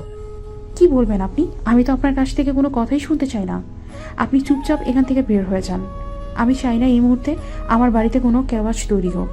দেখো নিশি, এমনিতেই অনেক প্যারার মধ্যে আছি, তাই আমি চাই না তুমি আমার সঙ্গে এরকম ব্যবহার করো। আমাকে বলতে দাও, আমি কিছু বলতে চাই। দেখুন, একটা মেয়ে আর যাই হোক কখনো নিজের সতীত্ব নিয়ে খেলা করে না, তাই আপনি আমাকে কিছু বলতে চাইবেন না, আর বললেও আমি সেটা বিশ্বাস করব না। নিশিকে এখন কি করে সম্পূর্ণ বিষয়টা বুঝাবে সেটাই বুঝে উঠতে পারছে না, কারণ নিশি হয়তো মনে মনে ঠিক করে রেখেছে নীল তাকে যাই কিছু বলুক না কেন সে তার এসব মিষ্টি কথাই ভুলবে না। তাই তো নীল তাকে হাজারবার রিকোয়েস্ট করে বলার পরও সে নীলের কোনো কথাই শুনতে চাইছে না। উল্টো শেষমেশ নিশি বলেই বসলো, আপনি এখান থেকে চলে যান, আমি আপনার চেহারাটাও দেখতে চাই না। আর যদি আজকের পর কখনো আপনাকে এখানে দেখি, তাহলে সিকিউরিটি গার্ড দিয়ে বের করে দিতে বাধ্য হব কিন্তু আমি। নিজের ভালোবাসার মানুষের কাছ থেকে এমন কথা শুনতে হবে, এটা কখনোই কাম্য নয়। তাই আমাদের গল্পের নায়ক নীল নিজেও সেটা ভাবেনি তার ভালোবাসার মানুষ তাকে এভাবে বলবে, কিন্তু কি আর করার, ভাগ্যে যা আছে তাকে কখনো মুছা যায়। তাই নিজের মনে একরাশ কষ্ট নিয়ে সেখান থেকে বের হয়ে চলে আসে। সেদিন সারাটা দিন সে বাইরে ছিল। রাত প্রায় 12টার মতো হবে বাজে সে বাসায় প্রবেশ করে। তার মা তখনও ড্রয়িং রুমে বসে তার জন্য অপেক্ষা করছিল। কি ব্যাপার নীল, এত রাত করে বাড়ি ফিরলে যে? তুমি তো কখনো এত রাত করে বাড়ি ফেরো না। কখনো এত রাত করে ফিরিনি বলে যে আর কখনো এত রাত করে বাড়িতে ফিরতে পারবো না সেটা তো কোনো হাদিসে লেখা নেই। আর আমি তো ছোট বাচ্চা নই যে আমার জন্য কাউকে টেনশন করতে হবে। নীল, আমার মনে হয় তুমি ভুলে গেছো মায়ের সাথে কিভাবে কথা বলতে হয়। এমন অসভ্যের মতো আচরণ কেন করছো তুমি? আই এম সরি মা, প্লিজ আমাকে ক্ষমা করে দাও। কিন্তু বিশ্বাস করো কিভাবে বলবো আমি সেটাই ভেবে পাচ্ছি না, কারণ এমন কষ্ট আমি কখনো পাইনি। দেখো, আমি তোমার মা, আমি তোমার কষ্টটা একটু হলেও বুঝি, তাই আমি বিষয়টা উপলব্ধি করতে পারছি। কিন্তু কি করব বলো, তোমার বাবার সিদ্ধান্তের ওপর তো আর কথা বলতে পারি না। তখন নীল আর কোনো কথা না বলে নিজের রুমের দিকে চলে যেতে চাইছিল, কিন্তু তার মা তাকে জোর করে খাবার টেবিলে নিয়ে আসে আর রাতের খাবারটা খাইয়ে দেয়। রুমে এসে বসে আছে অনেকক্ষণ হলো, কিন্তু কোনোভাবেই তার চোখে ঘুম আসছে না। তার কারণটা অবশ্য কারোরই অজানা নয়। এরকম টেনশন মাথায় থাকলে ঘুম আসবেই বা কী করে। বাসায় ফেরার সময় নীল 1 প্যাকেট সিগারেট কিনে এনেছিল, কারণ সে তার বন্ধুদের কাছে শুনেছে সিগারেট খেলে নাকি টেনশন কমে যায়। তাই সে ব্যালকনিতে গিয়ে একটা সিগারেট ধরায়। নীলের রুম থেকে খুব কাছে ছিল নীলার রুম। হয়তো নীলাও ব্যালকনিতে বসেছিল, তাই তার নাক পর্যন্ত সিগারেটের ধোঁয়ার গন্ধ চলে যায়। আর সে তখনই নীলের রুমে আসে। কি ব্যাপার, তুই এখানে দাঁড়িয়ে দাঁড়িয়ে সিগারেট খাচ্ছিস কেন? আর বাসায় বসে সিগারেট খেতে তোর লজ্জা করছে না? তুমি যে নির্লজ্জের মতো আমার সামনে দাঁড়িয়ে কথা বলছো, তাতে তোমার লজ্জা করছে না? আমি কি নতুন বউ নাকি যে আমার লজ্জা করবে? আর আমি মনে হয় এমন কোনো কাজ করিনি, তাই আমার লজ্জা করার কোনো কথাই নেই। এত কিছুর পরও তুমি বুক ফুলিয়ে কথা বলছো কি করে? এই কথা শুনে নীলার মধ্যে সেরকম কোনো পরিবর্তন আসলো কিনা সেটা বোঝা না গেলেও নীলা নীলকে স্পষ্টভাবে বলতে লাগে। তুই বাসায় সিগারেট খাওয়ার সাহস পেলি কি করে? যেমন করে তুমি আমার ভালোবাসার মানুষের কাছে আমার নামে মিথ্যা কথা বলে এসেছো, ঠিক তেমন করে। আমি আমার ভালোবাসাকে পাওয়ার জন্য যা ইচ্ছা তাই করতে পারি, কিন্তু তাই বলে তুই এইভাবে বাসায় বসে সিগারেট খাবি, এটা তো হতে পারে না। এই শোনো, তোমার এসব হাদিস শোনার সময় আমার নেই। তুমি এখান থেকে যাও তো, আমি তোমার কোনো কথাই শুনতে চাই না। এই মুহূর্তে এখান থেকে বিদায় হও, আমাকে আমার মতো থাকতে দাও। যদি বলি যাব না তাহলে কি করবি? আর যদি বলি তোর ভালোবাসা পেতে মন চাইছে, একটু ভালোবাসা পেতে তোর কাছে এসেছি? এইসব কথাবার্তা শুনে নীলের মেজাজ ক্রমশ খারাপ হয়ে যাচ্ছে, কিন্তু নীলা সেটা বুঝতে পারছে কিনা সেটার কোনো বহিঃপ্রকাশ বোঝা যাচ্ছে না। নীলা তো দিব্যি তার মতোই রয়েছে, তাই নীলা আবারও বলতে থাকে। তুমি এখান থেকে যাবে নাকি যাবে না? আচ্ছা, আমি একটা বিষয় কোনোভাবেই বুঝতে পারি না, তুই কেন আমার সহজ কথাটা সহজভাবে নিতে পারিস না? আমি তো বললাম তোর ভালোবাসা পেতে মন চাইছে, তাহলে তুই কেন বলছি সেখান থেকে চলে যেতে? আমি তোমার মতো পাগল হয়ে যাইনি, তাই তোমার এসব কথা আমার মাথায় ঢুকছে না। তাই নাকি? আচ্ছা ঠিক আছে, আমি তোকে পাগল বানানোর চেষ্টা করছি, দেখি পারি কিনা। কথাটা বলা শেষ করার আগেই নীলা নীলের হাত থেকে সিগারেটের টান দিয়ে ফেলে দেয়। তারপর আস্তে আস্তে নীলের দিকে এগোতে থাকে। সেটা দেখে নীল তাকে বলতে থাকে, তুমি কি এবার ফিল্মি স্টাইলে আমাকে কিস করতে আসবে নাকি? কিন্তু সেই কথার উত্তর দেবে বা দেওয়ার প্রয়োজন আছে সেটা মনে না করে নীলা তৎক্ষণাৎ নীলের তার ঠোঁট দুটো ডুবিয়ে দেয়। নীল সরে যাওয়ার জন্য চেষ্টা করছে, কিন্তু কোনোভাবেই পারছে না, কারণ নীলা তাকে চেপে ধরে আছে। কিছুক্ষণ পর যখন নীল ছাড়া পেল তখন বলল, তুমি কেন করছো এরকম? আমাকে একটু মুক্তি দাও না। আমি তো তোমার থেকে মুক্তি পেতে চাই, একটু বাঁচতে চাই। আমাকে একটু স্বস্তির নিঃশ্বাস নিতে দাও। আমি থাকতে মনে হয় তোর সেই আশাটা কোনো দিন পূরণ হবে না, কারণ আমি তোকে কখনো মুক্তি দেব না। নীলা তখন বিড়বিড় করে আল্লাহর নাম জপ করতে থাকে আর বলতে থাকে, আল্লাহ, তুমি আমাকে এই দুজকের আযাব থেকে রক্ষা করো। আমি আর এসব কিছু সহ্য করতে পারছি না। আমি এখন আত্মহত্যা করতে বাধ্য হব। চেষ্টা করে দেখ না, আমি তোকে ঠিক বাঁচিয়ে নিব। কখনোই তোকে আমি আত্মহত্যার মতো জিনিসটি করতে দেব না। নীল তখন নিজের কপাল নিজেই চাপড়াতে থাকে, কারণ নীলা তাকে এতটাই নিপীড়ন করছে যে সে আর কোনোভাবেই কিচ্ছু সহ্য করতে পারছে না। তাই তো সে নীলাকে বলতে থাকে। নীল তখন নিজের কপালে নিজেই চাপড়াতে থাকে, কারণ নীলা তাকে এতটাই নিপীড়ন দিচ্ছে যে সে আর কোনোভাবেই কোনো কিছু সহ্য করতে পারছে না। তাই নীলাকে বলতে থাকে। আল্লাহর কাছে বলো যেন আল্লাহ নিজেই আমাকে উঠিয়ে নেয়। কথাটা শেষ করতে না করতে নীলা তার গালে ঠাস ঠাস করে বেশ কয়েকটা চড় বসিয়ে দিয়ে বলতে থাকে, তোর সাহস তো কম নয়, তুই আমার সামনে বসে বসে এভাবে কথা বলছিস কি করে? তুই কি ভুলে গেছিস আমি কি করতে পারি? ভুলে যাব কি করে? তুমি যা কিছু করেছো এরপর তো তোমাকে ভুলে যাওয়ার কথা থাকলেও আর ভুলে যেতে পারবো না। তাহলে এই কথাটা মাথায় খুব ভালো করে ঢুকিয়ে নে, আজকের পর আর কখনোই এমন কিছু আমার সামনে মুখে আনবি না। যদি মুখে এনেছিস তো আমি নিজের হাতে তোকে খুন করে ফেলবো।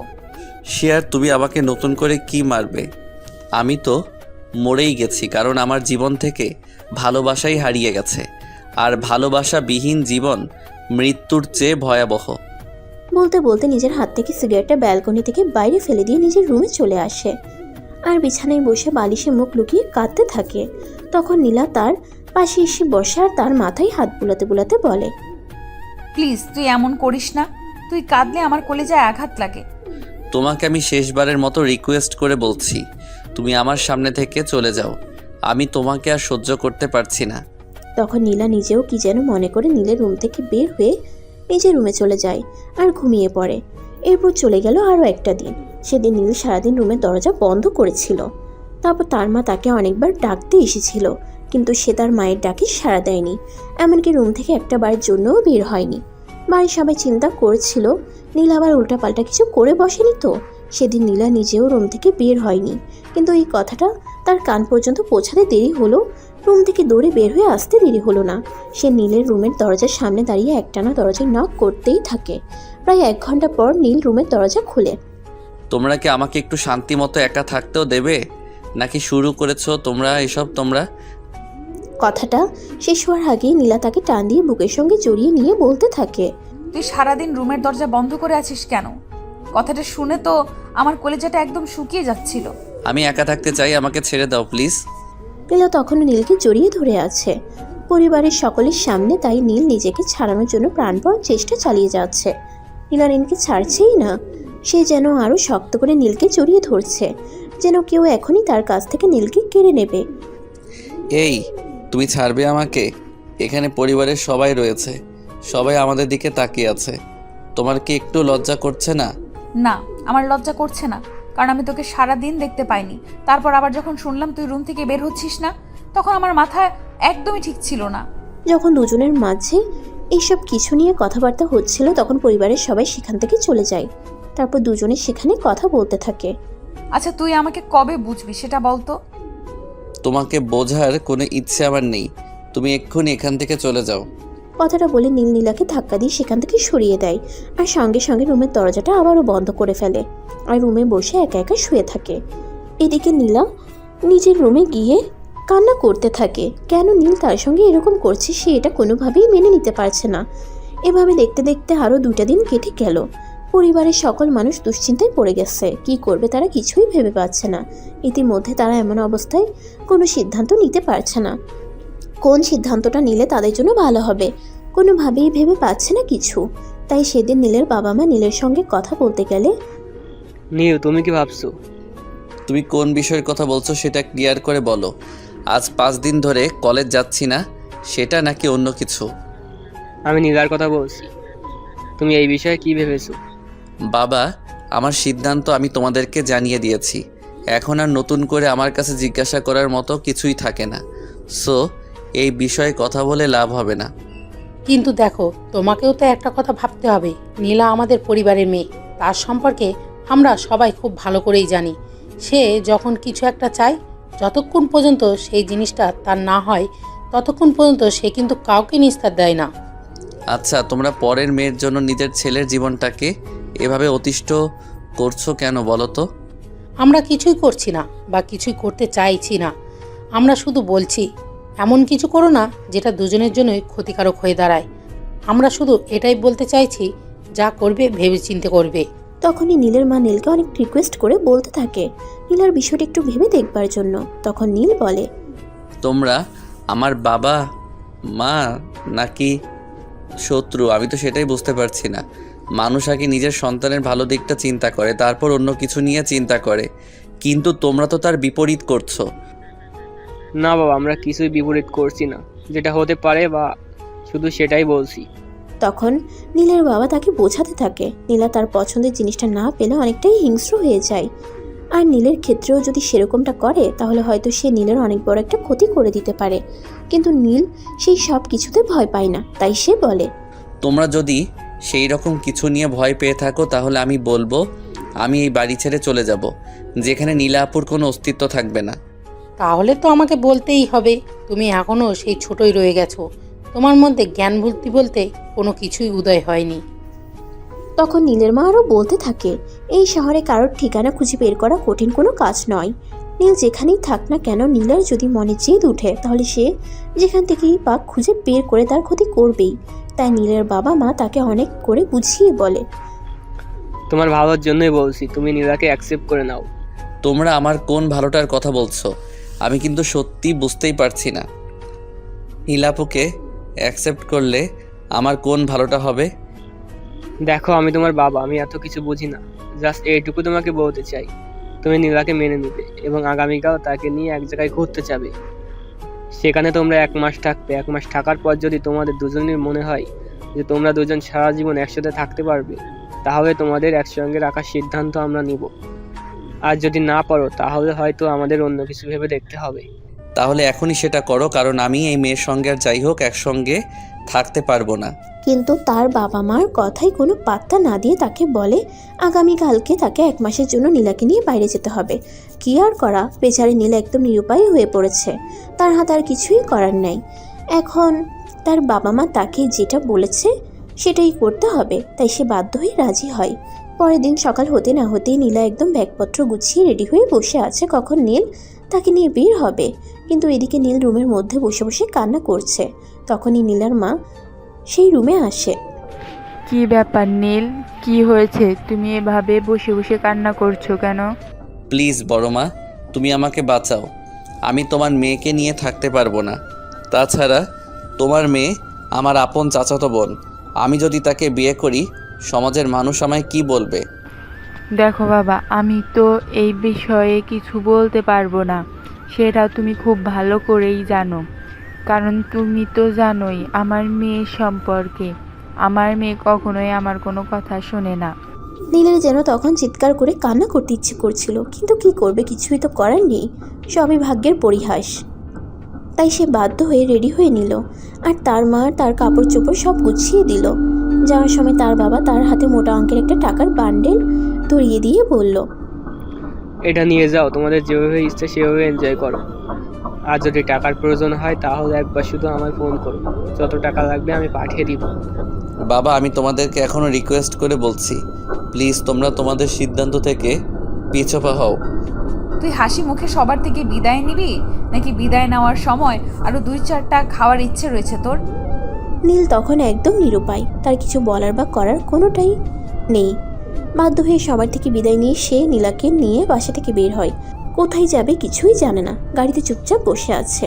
নীলা গাড়ি ড্রাইভ করছিল, তখনই হঠাৎ নীলা বলে, কি রে, এইভাবে চুপচাপ বসে আছিস কেন? আমার সঙ্গে কিছু গল্প কর। আমার কি একা একা বসে থাকতে ভালো লাগছে নাকি? তুমি কেন করলে আমার সঙ্গে এরকমটা? আমি তো কখনো তোমার কোনো ক্ষতি করিনি। তুমি যদি সম্পত্তি চাও তাহলে আমি আমার ভাগের সমস্ত সম্পত্তি তোমায় দিয়ে দেব, কিন্তু তার বিনিময়ে তুমি আমায় মুক্তি দাও। কেন, তোর বাবার চাইতে আমার বাবার কি সম্পত্তি কম আছে নাকি, যে সম্পত্তির জন্য তোমার সঙ্গে আমাকে এইসব করতে হবে? তাহলে তুমি কেন করছো আমার সঙ্গে এরকম? কেন আমার জীবনটাকে নরকে পরিণত করে দিচ্ছ? কারণ তোকে আমি চাই। এখন এইসব প্যাচাল বাদ দিয়ে একটু রোমান্টিক হয়ে কথা বলতো আমার সঙ্গে। এসব আনরোমান্টিকতা আমার একদমই ভালো লাগছে না। আর আমার একটু কাছে এসে বস না। কিন্তু নীলা এইসব কথা শুনে নীলের একদমই ভালো লাগছে না, কারণ সে নিশিকে সত্যিই ভালোবেসে ফেলেছিল। সেই নিশিকে নিজের করে পেতে চাইতো, কিন্তু এভাবে নীলার জন্য তার ভালোবাসাকে হারাতে হবে সেটা সে ভাবতে পারেনি। তাই সে চুপচাপ হয়েই বসে আছে। তাই আবারও নীলা বলতে থাকে, কিরে, তুই এখনো ওখানে বসে আছিস কেন? আমি তোকে কি বললাম? আমি এখানেই ঠিক আছি। তুমি গাড়ি চালাও না, পাশে গিয়ে বসলে তোমার গাড়ি চালাতে সমস্যা হবে, তারপর অ্যাক্সিডেন্ট হতে পারে। আমি কি কাঁচা ড্রাইভার নাকি যে গাড়ি চালাতে সমস্যা হবে? তুই আমার পাশে এসে বস না। কিন্তু নীল সেটা করলো না। আর তখনই হঠাৎ তার মনে একটা প্রশ্নের উদয় হলো, তারা যাচ্ছে কোথায়? নীলা তো এই বিষয়ে তাকে কিছুই বলেনি, তাই সে নীলাকে প্রশ্ন করে, আমরা কোথায় যাচ্ছি? তোর কোথায় যাওয়ার ইচ্ছে, পাহাড় নাকি সমুদ্র? নিশির কাছে। আর যদি একবারও আমার সামনে এই নাম উচ্চারণ করেছিস তাহলে কিন্তু তোকে এখানেই মেরে পুঁতে ফেলে রাখবো, বলে দিলাম। এই নামটা আমি জাস্ট সহ্য করতে পারি না। এই নামটাকে তোর জীবন থেকে মুছে দেওয়ার জন্য আমি এত কিছু করছি, আর তারপরেও তুই বারবার এই এক কথাই বলছিস। Yes, I still love she. তোর ভালোবাসার খেতায় আগুন। চুপচাপ এখানে বসে থাক, এটা রাস্তা। আমি আশা করব তুই এখানে এমন কিছু করবি না যাতে আমি উদ্ধত হতে বাধ্য হই। তখন নীলার কোনো কথা না বলে চুপচাপ গাড়িতে বসে রইল। তাদের গাড়িটা চলতে শুরু করলো। নীল তার 2 চোখ বন্ধ করে রয়েছে, কারণ তার প্রকৃতি দেখার ইচ্ছেটাই মরে গেছে। চোখ বন্ধ করে রাখতে রাখতে হয়তো সে ঘুমিয়েই গেছিল। আর এদিকে নীলা একা একা বোরিং ফিল করছিল, তাই সে নীলকে হাতে ধাক্কা দিয়ে ডাক দেয়, কিরে, আর কত ঘুমাবি? এবার তো চোখ খুল। তুমি তোমার মতো করে গাড়ি চালাও না, আমাকে বিরক্ত করছো কেন? আমার এসব ভালো লাগছে না জাস্ট। কথাটা বলি নীল আর একটু সরে গিয়ে তার মতো করে চোখ বন্ধ করে রাখতে চাইছিল, কিন্তু নীলা তাকে সেটা করার সুযোগ না দিয়ে গাড়িতে থাকা পানির বোতলের মুখটা খুলে সোজা এক বোতল পানি নীলের মুখের দিকে ছুঁড়ে দিল। তখনই নীল চোখ খুলে বলতে থাকে, আমি কোনোভাবেই বুঝতে পারছি না এগুলো কোন ধরনের ইয়ার্কি। তুমি কেন এত জ্বালাচ্ছ আমায়? আমাকে কেন একটু শান্তিতে থাকতে দিচ্ছ না? আমি কি ক্ষতি করেছি তোমার? মুখটা বন্ধ করবি তুই? দুপুর গড়িয়ে বিকেল হতে চললো, পেটে ক্ষুধা লেগেছে, রেস্টুরেন্টের সামনেই আছে, খেতে হবে। তুমি খেয়ে এসো, আমার খাওয়ার ইচ্ছে নেই। আমি সকালে যা খেয়েছি এখনও সেগুলি পেটে রয়ে গেছে, তাই আমার আর খেতে হবে না। নীলা তখন বুঝতে পারে এভাবে বলে কাজ হবে না, তাই সে রেস্টুরেন্টের সামনে গাড়িটা থামায় এবং রেস্টুরেন্ট থেকে তাদের খাবার প্রয়োজনীয় সামগ্রীগুলো পার্সেল করে নেয়। তারপর আবার গাড়িতে উঠে গাড়ি স্টার্ট করে। সেটা দেখে নীল বলে, কি ব্যাপার? তুমি না বললে তোমার ক্ষুধা পেয়েছে, তাহলে না খেয়ে চলে আসলে কেন? খাবার ইচ্ছা হয়নি তাই খাইনি। আমি না খেয়ে থাকলে তোর তো কোনো সমস্যা নেই, তাহলে তুই জিজ্ঞাসা করছিস কেন? তুই তোর মতন করে থাক না। হ্যাঁ, সেটাই ভালো। তুমি খাও বা না খাও তাতে আমার কি, আর আমি কেনই বা জিজ্ঞাসা করছি? তারপর নীলার কোনো কথা না বলে চুপচাপ বসে আছে। প্রায় 20 মিনিট পর নীলা একটা নির্জন জায়গায় দেখে গাড়িটা দাঁড় করালো, আর সেটা দেখে নীল বলতে লাগলো, কি ব্যাপার? কি হয়েছে? তুমি এখানে আবার গাড়ি দাঁড় করালে কেন? নীলের কথার কোনো উত্তর না দিয়ে নীলা খাবারের প্যাকেট বের করলো এবং খাবারটা মাখাতে শুরু করে। সে এক লোকমা খাবার নীলের মুখের দিকে তুলে ধরে বলে, এই নে, আর রাগ করিস না, খাবারটা খেয়ে নে। বললাম তো আমার খাবার খাওয়ার কোনো ইচ্ছে নেই, আমি খাবো না। তোমার খাওয়ার ইচ্ছা থাকলে খেয়ে নাও। তুই প্লিজ এইভাবে আমার সঙ্গে রাগ করে থাকিস না। তুই যদি এইভাবে আমার সঙ্গে রাগারাগি করিস তাহলে আমি এটা সহ্য করতে পারবো না। তুমি তো আমার জীবন থেকে সব সুখ কেড়ে নিয়েছো, তাহলে আর কি চাও? এখন আর কেন আমি তোমার সাথে সঙ্গে ভালো ব্যবহার করতে যাব সেটা বলতে পারো? তুই খাবারটা খাবি নাকি সেটা বল। কথাটা বলে নীলা নীলের মুখটা চেপে ধরে মুখের ভিতর খাবারটা পুড়ে দেয়। তখন নীলার কোনো কথা না বলে চুপচাপ খাবারটা চিবিয়ে খেতে থাকে। এভাবে দুজনের খাওয়া দাওয়া শেষ হয়। তারপর নীলা আবার গাড়ি চালাতে শুরু করে। তখন নীলা আবার বলে, তুমি এবার তোমাকে এটা বলো যে আমরা কোথায় যাচ্ছি। আমার নানা বাড়িতে যাচ্ছি, মানে সুসং দুর্গাপুর। এখন তো বসন্তকাল, এখন ওখানে অনেক ঘোরাঘুরি করা যাবে। ওখানে তো কখনো যাসনি, তাই জানিস না। আমার নানা বাড়ির পাশে অনেক সুন্দর সুন্দর পাহাড়, আর ওই যে সোমেশ্বরী নদীর নাম শুনেছিস তো, ওটা রয়েছে। তোকে আরেক কথা বলার ছিল, আমার নানুর বাড়ি কিন্তু সোমেশ্বরী নদীর একদম কাছেই। নীলা কোনো রিসোর্ট বা হোটেলে যাচ্ছে না, সেটা শুনে মনে মনে একটু খুশি হয়। কারণ আর যেই হোক, নানার বাড়িতে গিয়ে নীলা হয়তো এসব পাগলামো মার্কা কর্মকাণ্ড করতে পারবে না, তাই সে চুপচাপ বসে আছে। এভাবে দেখতে দেখতে বিকেল প্রায় হয়ে গেল। সুসং দুর্গাপুর এসে পৌঁছতে নীলার নানুর বাড়িটা গ্রামের সাইডে ছিল, আর নীলের বরাবর গ্রাম অনেক পছন্দের জায়গা। যদিও গ্রামে তাদের তেমন কোনো আত্মীয় স্বজন নেই, তাই কখনো ওভাবে গ্রামে যাওয়া হয়ে ওঠে না।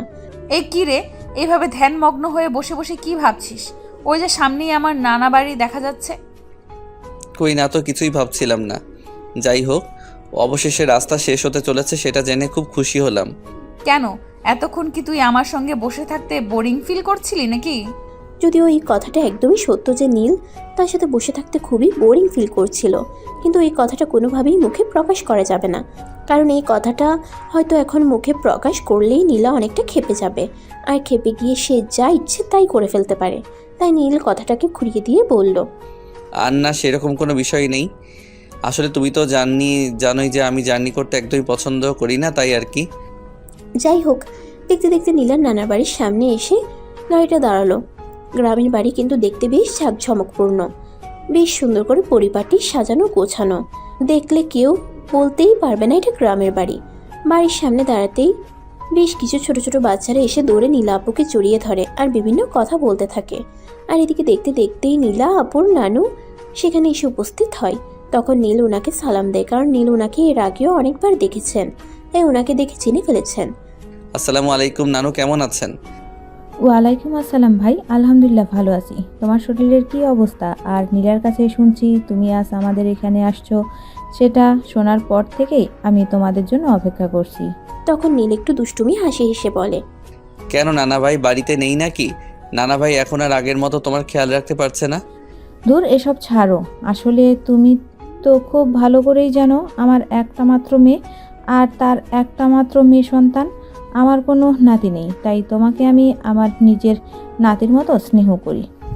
আই অ্যাম সো সরি মহারানী, ভুল হয়ে গেছে, আমাকে ক্ষমা করে দেন। আর কখনো এভাবে বলবো না। কথাটা বলতে বলতে সেই নানুকে জড়িয়ে ধরে ভিতরে চলে যায়। আর এদিকে নীলা বাচ্চাদের সঙ্গে কথা বলে তারপর ভিতরে আসে। আর আসতে না আসতেই তার নানু তাকে বলে, নীলা, এবার কিন্তু নিলয়কে নিয়ে অনেক দিন থাকতে হবে আমাদের বাড়িতে। সে আর তোমাকে বলতে হবে না, আমি নিজেই প্ল্যান করে এসেছি। এবার অনেক দিন তোমাদের এখানে থাকবো, তাই তোমাকে এই সব কিছু নিয়ে একটুও চিন্তা করতে হবে না। এখন তুমি আমাকে এইটা বলো যে নানা ভাই কবে বাড়িতে আসছেন? তোমার নানা ভাই তো গেলেন এই কয়েকদিন হলো, আসতে দেরি হবে। তোমার নানা ভাই বাড়িতে নেই বলে তোমাকে এসব নিয়ে চিন্তা করতে হবে না। তোমার যতদিন ইচ্ছে তুমি ততদিন এখানে থাকতে পারো, কোনো সমস্যা নেই। হ্যাঁ, সে তো আর তোমাকে বলতে হবে না। এখন আমাদের খাবার ব্যবস্থা করো, খুব ক্ষুধা পেয়েছে। আর নীল, তুই আমার সঙ্গে আয়, হাত মুখ ধুবি। কথাটা বলতে বলতে হাত ধরে টানতে টানতে নীলকে ওয়াশরুমে নিয়ে যায়। সেখান থেকে দুজন ফ্রেশ হয়ে তারপর খাবার টেবিলে জয়েন করে। একসঙ্গে খাওয়া দাওয়া শেষ করলে নীল বলে, আমি খুবই টায়ার্ড ফিল করছি, আমাকে একটু রেস্ট নিতে হবে। আমি কোন রুমে থাকবো সেটা একটু বলে দিবে যেন। ওই যে ডান দিক দিয়ে গিয়ে 2 নাম্বারটাতে থাকবে, আর 3 নাম্বারটায় নীলা থাকবে। আরে না বুড়ি, সেটা হবে না। আমি আর নীল দুজনে এক রুমে থাকবো। সে তোদের যেভাবে ইচ্ছা তোরা সেভাবেই থাক, আমার কোনো সমস্যা নেই। কথাটা বলতে বলতে নীলার নানু সেখান থেকে উঠে চলে যায়। আর এদিকে নীল সেখান থেকে উঠে রুমের দিকে অগ্রসর হতে থাকে। তখন নীলা তার পিছু পিছু রুমে আসে। কিরে, খুব বেশি টায়ার্ড হয়ে পড়েছিস নাকি? আমি কি তোর হাত পা একটু টিপে দেবো? না, সেটার কোনো প্রয়োজন হবে না, আমি ঠিক আছি। একটু ঘুমালে সব ঠিক হয়ে যাবে। তুমি আমায় কোনো বিরক্ত করো না, আমাকে একটু একা থাকতে দাও। সেটা বললে হবে নাকি? আমি তোকে নিয়ে এত দূর এসেছি তোকে একা থাকতে দেওয়ার জন্য নাকি? আমার সঙ্গে টাইম পাস করবি সেটার জন্যই তো তোকে এখানে নিয়ে এসেছি। কথাটা বলতে বলতে নীলা নীল দুজনেই রুমে প্রবেশ করে। আর নীলার সঙ্গে সঙ্গে রুমের দরজাটা বন্ধ করে দেয়। তখনই সেটা দেখে নীল বলতে থাকে, আরে কি ব্যাপার, তুমি এই দিনের বেলা দরজা কেন বন্ধ করছো? আর এটা নানার বাড়ি, এখানে যে কেউ যে কোনো সময় আসতে পারে, লোকে দেখলে কি বলবে বলো তো? এই শোন, একদম এত কথা বলিস না। এটা আমার নানার বাড়ি, এখানে কখন কি হয় না হয় সেখানে সব কিছু তোর চাইতে আমি খুব ভালো করেই জানি। তাই বলে তুমি দিনের বেলা রুমের দরজা কেন বন্ধ করছো? তুই আর আমি একসঙ্গে রুমে থাকবো, আর তখন যদি সেখানে নানু কাবাবের হাড্ডি হতে চলে আসে? আচ্ছা, আমরা কি হাজব্যান্ড ওয়াইফ নাকি যে আমরা দুজন একই রুমে থাকছি আর সেখানে নানু চলে আসলে কোনো সমস্যা হবে? এক চট দিয়ে তোর সব কটা দাঁত ফেলে দিব। তোদের কতবার বলেছি তুই আমাকে নিজের ভাবতে শুরু কর, সেটা তোর জন্য ভালো হবে, আমার জন্য ভালো হবে। কথাটা বলতে বলতে নীলা বিছানাটা গুছিয়ে নীলকে বিছানায় শুতে বলে। নীল নীলার সঙ্গে কোনো তর্কে না গিয়ে চুপচাপ বিছানায় শুয়ে পড়ে। আর একপাশে নীলা এসে শুয়ে পড়ে। নীল ঘুমিয়ে পড়ছিল। তখনই নীলার হাত ধরে টান দিয়ে একদম তার বুকের কাছে নিয়ে নেয়। তখনই নীল বলতে থাকে, আরে নীলা আপু, এসব কি করছো তুমি? তুমি আমাকে তোমার এত কাছে টেনে নিচ্ছ কেন? তোকে দূরে দূরে রাখার জন্য আমি তোকে এখানে নিয়ে এসেছি নাকি? আমি তো তোকে এখানে নিয়ে এসেছি তোর কাছাকাছি থাকবো বলে। এখন কোনো কথা না বলে চুপচাপ আমার বুকে এসে ঘুমিয়ে পড়তো। ছোটবেলা থেকেই একা একা ঘুমানোর অভ্যাস, কাউকে সঙ্গে নিয়ে ঘুমানোর অভ্যাস নীলের কখনোই ছিল না। তাই অনেকক্ষণ সময় চলে যাবার পরও তার চোখে কোনোভাবেই ঘুম আসছিল না। সে শুধু ছটফটই করছিল। তখনই নীলা বলে, কি রে, এভাবে ছটফট করছিস কেন? কোনো সমস্যা হয়েছে নাকি? কোনো সমস্যা হয়ে থাকলে আমাকে বল, আমি সলভ করি। তখন নীল তার উক্ত সমস্যাটির কথা বলে। আর নীলা তখন তাকে তার বালিশে গিয়ে ঘুমানোর অনুমতি দেয়। নীল যেন হাফ ছেড়ে বাঁচল। সে বালিশে শুয়ে কিছুক্ষণের মধ্যেই ঘুমিয়ে পড়ল। সন্ধ্যার দিকে তার নানু তাদের দুজনকে ডেকে ঘুম থেকে তুলে তারপর নাস্তা করায়। আর সবাই মিলে একসঙ্গে বসে গল্প করতে থাকে। আর এভাবে দেখতে দেখতে সন্ধ্যা পেরিয়ে রাত হয়ে গেল। সবাই মিলে একসাথে রাতের খাবার খেয়ে যার যার রুমে চলে যায়। নীল বিছানার এক পাশে মন খারাপ করে শুয়েছিল। তখনই নীলা রুমের দরজা বন্ধ করে তার পাশে গিয়ে বসে। আর তার মাথায় হাত বুলিয়ে দিতে দিতে বলে, কিরে নীল, কি হয়েছে? তুই এভাবে মন খারাপ করে শুয়ে আছিস কেন? আর শোন, আমরা আগামীকাল একটু ঘুরতে বের হব। তুমি যাও, আমার ঘুরতে যাওয়ার কোনো ইচ্ছে নেই, আমার একদমই ভালো লাগছে না, প্লিজ আমায় একা থাকতে দাও। কথাটা বলে নীল বালিশে মুখ লুকিয়ে শুয়ে পড়েছিল। তখন নীলা আর তাকে কোনো কথা না বলে বিছানার একপাশে বালিশ নিয়ে শুয়ে পড়ে। সে মনে মনে একটু অনুতপ্ত হচ্ছিল। হয়তো নীলের সঙ্গে এটা করা তার একদমই উচিত হচ্ছে না, কিন্তু কি করবে, সে যে নীলকে সত্যিই ভালোবেসে ফেলেছে। তাকে ছাড়া তার জীবনের যে কোনো অস্তিত্বই নেই। এইসব কথা ভাবতে ভাবতে কখন যে চোখে ঘুম চলে আসলো সেটা ঠিক বলতেই পারবে না। মাঝ রাত্রিরে হঠাৎ কারোর গরম নিঃশ্বাসে নীলার ঘুমটা ভেঙে গেল। নীলা তখন চোখ খুলে দেখতে পায় নীল তার বুকের উপরে শুয়ে আছে, আর তার একটা হাত নীলার জামার ভিতরে ঢুকে গেছে, যেটা দিয়ে নীল আস্তে আস্তে ওখানে হাত বুলাচ্ছে। হতে পারে সে প্রথমবার কোনো মেয়ে মানুষকে এতটা কাছে পেয়েছে। আর যে কোনো ছেলেই হোক না কেন, একটা মেয়েকে এতটা কাছে পেয়েছে, তার মধ্যে কাম বাসনা থাকবে, এটাই তো স্বাভাবিক। নীলা তখন সজাগ থাকলেও ঘুমের ভান করে শুয়ে থাকে, আর এদিকে নীল আস্তে আস্তে তার সারা বুকে সুন্দর করে হাত বুলাতে থাকে, আর তারপর আস্তে আস্তে নীলার জামাটা খুলে নেয়। নীলাও তখন তার সঙ্গে রেসপন্স করতে থাকে, কারণ তার তো এটাই কামনা ছিল নীল তার সঙ্গে একটু ক্লোজ হোক। তখনই হঠাৎ করে হয়তো নীলের ঘুমটা ভেঙে গেল, আর সে নিজেকে এমন অবস্থায় দেখে নীলাকে বলতে থাকে, I am so sorry, please আমায় ক্ষমা করে দাও। ধুর পাগল, সরি বলছিস কেন? আমার কাছে আয়, আমি তো এটাই চাই। কথাটা বলে নীলা আবারও নীলকে টান দিয়ে তার কাছে টেনে নেয়, আর তখন সে নিজেই নীলকে উত্তেজিত করতে শুরু করে। নীল যদিও বারবার তাকে বাধা দিচ্ছিল, কিন্তু সে তো একটা পুরুষ মানুষ। একটা মেয়ে যদি এভাবে তার কাছে আসে তাহলে সে নিজেকে কিভাবে ধরে রাখবে? তাই সে নিজেও নীলার সঙ্গে সুখের খোঁজে গভীর সমুদ্রে ডুব দিতে শুরু করে। প্রায় 40 মিনিট পর তাদের মনোবাসনা পূর্ণ হলে একে অপরকে জড়িয়ে ধরে ঘুমিয়ে পড়ে। পরের দিন ফজরের আজান দেওয়ার আগেই নীলা নীলকে ঘুম থেকে ডেকে তুলে। এই নীল, তাড়াতাড়ি ঘুম থেকে উঠ। বুড়ি ঘুম থেকে ওঠার আগেই ফ্রেশ হয়ে আসতে হবে।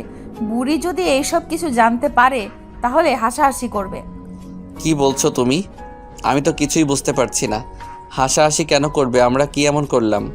আরে রাতে তুই আমার সঙ্গে যা কিছু করেছিস, এরপর কি ফ্রেশ হতে হবে না?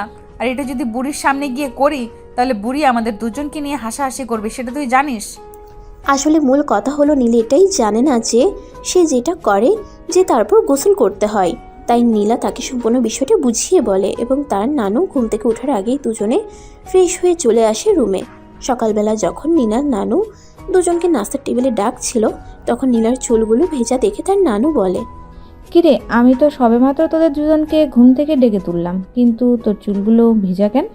তখন নীলা কি বলবে কিছুই ভেবে পাচ্ছে না। আসলে সত্যি কথাটা বলতে গেলে হয়তো তার নানুর কাছে তাকে দু একটা কথা শুনতে হবে, তাই সে একটু চিন্তা ভাবনা করে তারপর তার নানুকে বলে, আসলে নানু, গতকাল রাতে ঘুমানোর আগে আমি আমার চুলে হেয়ার জেল লাগিয়েছিলাম, তাই চুলগুলো এমন ভেজা ভেজা দেখাচ্ছে। তার নানু বিষয়টা কতটা বুঝতে পারলো আর কতটা বুঝতে পারলো না সেটা বোঝা না গেলেও তিনি একটা মুচকি হাসি দিয়ে নাস্তা শেষ করে নিলেন। আর নাস্তা শেষ হতে না হতেই নীলার নানু নীলাকে বলে, নীলা, তুই একটু আমার সঙ্গে রান্নাঘরে আয়। আজ আমাদের কাজের মেয়েটা আসতে পারেনি, তার নাকি শরীর খারাপ। আমি একা একা তো রান্নাটা সামলাতে পারবো না, তুই একটু আমার সাহায্য করবি? ঠিক আছে, সে না হয় বুঝলাম, কিন্তু তুমি তো জানো যে আমি ওইসব রান্নাবান্না কখনোই করিনি, তাহলে আমি করব কিভাবে? তখন তার নানুকে কোনো কথা বলার সুযোগ না দিয়ে পাশ থেকে নীল বলতে থাকে, নানু, কোনো সমস্যা নেই, তুমি কোনো চিন্তা করো না, আমি তোমায় সাহায্য করতে পারবো, তুমি চলো তো। কথাটা বলতে বলতে নীল নানুকে নিয়ে রান্নাঘরে চলে যায়, আর সেখানে নানুকে রান্নার কাছে সহযোগিতা করতে থাকে। এইভাবে দেখতে দেখতে প্রায় দুপুর হয়ে এলো। তারপর সবাই মিলে একসঙ্গে দুপুরের খাবারটা খেয়ে নিল। বিকেলবেলা নীলা তার নানুকে বলে, নানু, আমি নীলকে নিয়ে একটু বেড়াচ্ছি, ওই পাহাড়ের দিকে একটু ঘুরতে যাব, আর ফিরতে হয়তো রাত হয়ে যাবে। তখন নীলার নানু তাকে বলে, ঘুরতে যাওয়া ভালো কথা, কিন্তু তাই বলে এটা গ্রামের বাড়ি, এখানে রাত করা ভালো কথা নয়। নীলা যেন সন্ধ্যার মধ্যে বাড়িতে ফিরে আসে, আর তখন নীলাও তার নানুকে বলে সে সন্ধ্যার মধ্যেই বাড়িতে ফিরে আসবে। তারপর নীলা নীলকে নিয়ে বাড়ি থেকে বের হয়ে যাই। প্রথমেই তারা চলে যায় সুসং দুর্গাপুরের পিরিশির কালচার একাডেমি দেখতে। সেখানে তারা বেশ কিছুক্ষণ ঘোরাঘুরি করে। তারপর সেখান থেকে বের হয়ে চলে যায় বিজয়পুর নীল পানি আর সাদা মাটির পাহাড় দেখতে। সেখানেও তারা বেশ কিছুক্ষণ ঘোরাঘুরি করে। তারপর সেখান থেকে গাড়ি নিয়ে বের হয়ে যায় রানী রাসমণির স্তম্ভ দেখতে। আর সবশেষে তারা যায় কমলা বাগান দেখতে। এখানে ঘোরাঘুরি করতে করতেই বিকেল হয়ে আসছিল। তখনই নীল নীলাকে বলে, সন্ধ্যা হয়ে আসছে, চলো এবার বাড়ি ফেরা যাক। নীলের কথায় নীলা গাড়িতে উঠে আর গাড়ি চালাতে শুরু করে দেয়। দেখতে দেখতে তারা দুর্গাপুর শহরে এসে পৌঁছে। সেখানে একটা ফুচকার দোকান দেখে নীলা গাড়িটা দাঁড় করায়। নীলকে গাড়ি থেকে নামতে বলে। নীল, গাড়ি থেকে নাম, ওই একটা ফুচকার দোকান, ওখান থেকে 2 প্লেট ফুচকা খাওয়া যাক। না, আমার আসলে ওইসব ফুচকা খাওয়ার কোনো ইচ্ছাই নেই, তুমি খেলে খেতে পারো। তুই নামবি নাকি এখানে ভরা রাস্তার মধ্যে আমি আমার রূপ দেখাতে শুরু করব? তখন নীল বুঝতে পারে যে সে যদি নীলার কথা না শুনে তাহলে হয়তো নীলা রেগে গিয়ে এখানেই উল্টাপাল্টা কিছু করে বুঝতে পারে। তাই সে সেটা করবার সুযোগ না দিয়ে গাড়ি থেকে নেমে আসে আর নীলার সঙ্গে ফুচকায় জয়েন করে। খাওয়া দাওয়ার পর শেষ হলে তারা বাড়িতে চলে আসে আর বাড়িতে আস্তে আস্তেই প্রায় রাত হয়ে যায়। তখনই তার নানু তাকে বলে, কি ব্যাপার নীলা, তোকে তো বলেছিলাম রাত করা যাবে না, তারপরে তুই কেন রাত করে বাড়িতে? তুমি বলেছিলে কোনো সমস্যা হতে পারে, কিন্তু আমাদের তো কোনো সমস্যাই হয়নি, তাহলে এত পেঁচাল পারছো কেন? যাও তো ভিতরে, এত পেঁচাল ভালো লাগছে না। কথাটা বলতে বলতে নীলা দুজনে ভিতরে চলে আসে। এরপর চলে গেল আরও বেশ কয়েকদিন। প্রায় সপ্তাহ খানেক পর হঠাৎ একদিন নীলা নীলকে নিয়ে তার নানুর কাছে বলে, তারপর বাড়ি থেকে বের হয়। আজ আবার তুমি আমাকে নিয়ে কোথায় যাবে? আজ তো গাড়ি নিয়ে বের হলাম না। আজ এই তো একটু কাছেই যাব, হাঁটতে হাঁটতে যাব, অনেক দিন হেঁটে কোথাও যাওয়া হয় না, তাই আজ গাড়ি নিয়ে বের হলাম না। দেখতে দেখতে দুজন হাঁটতে হাঁটতে সোমেশ্বরী নদীর তীরে এসে পৌঁছায়। তখনই তারা দুজন হাঁটতে হাঁটতে ব্রিজের উপরে চলে আসে।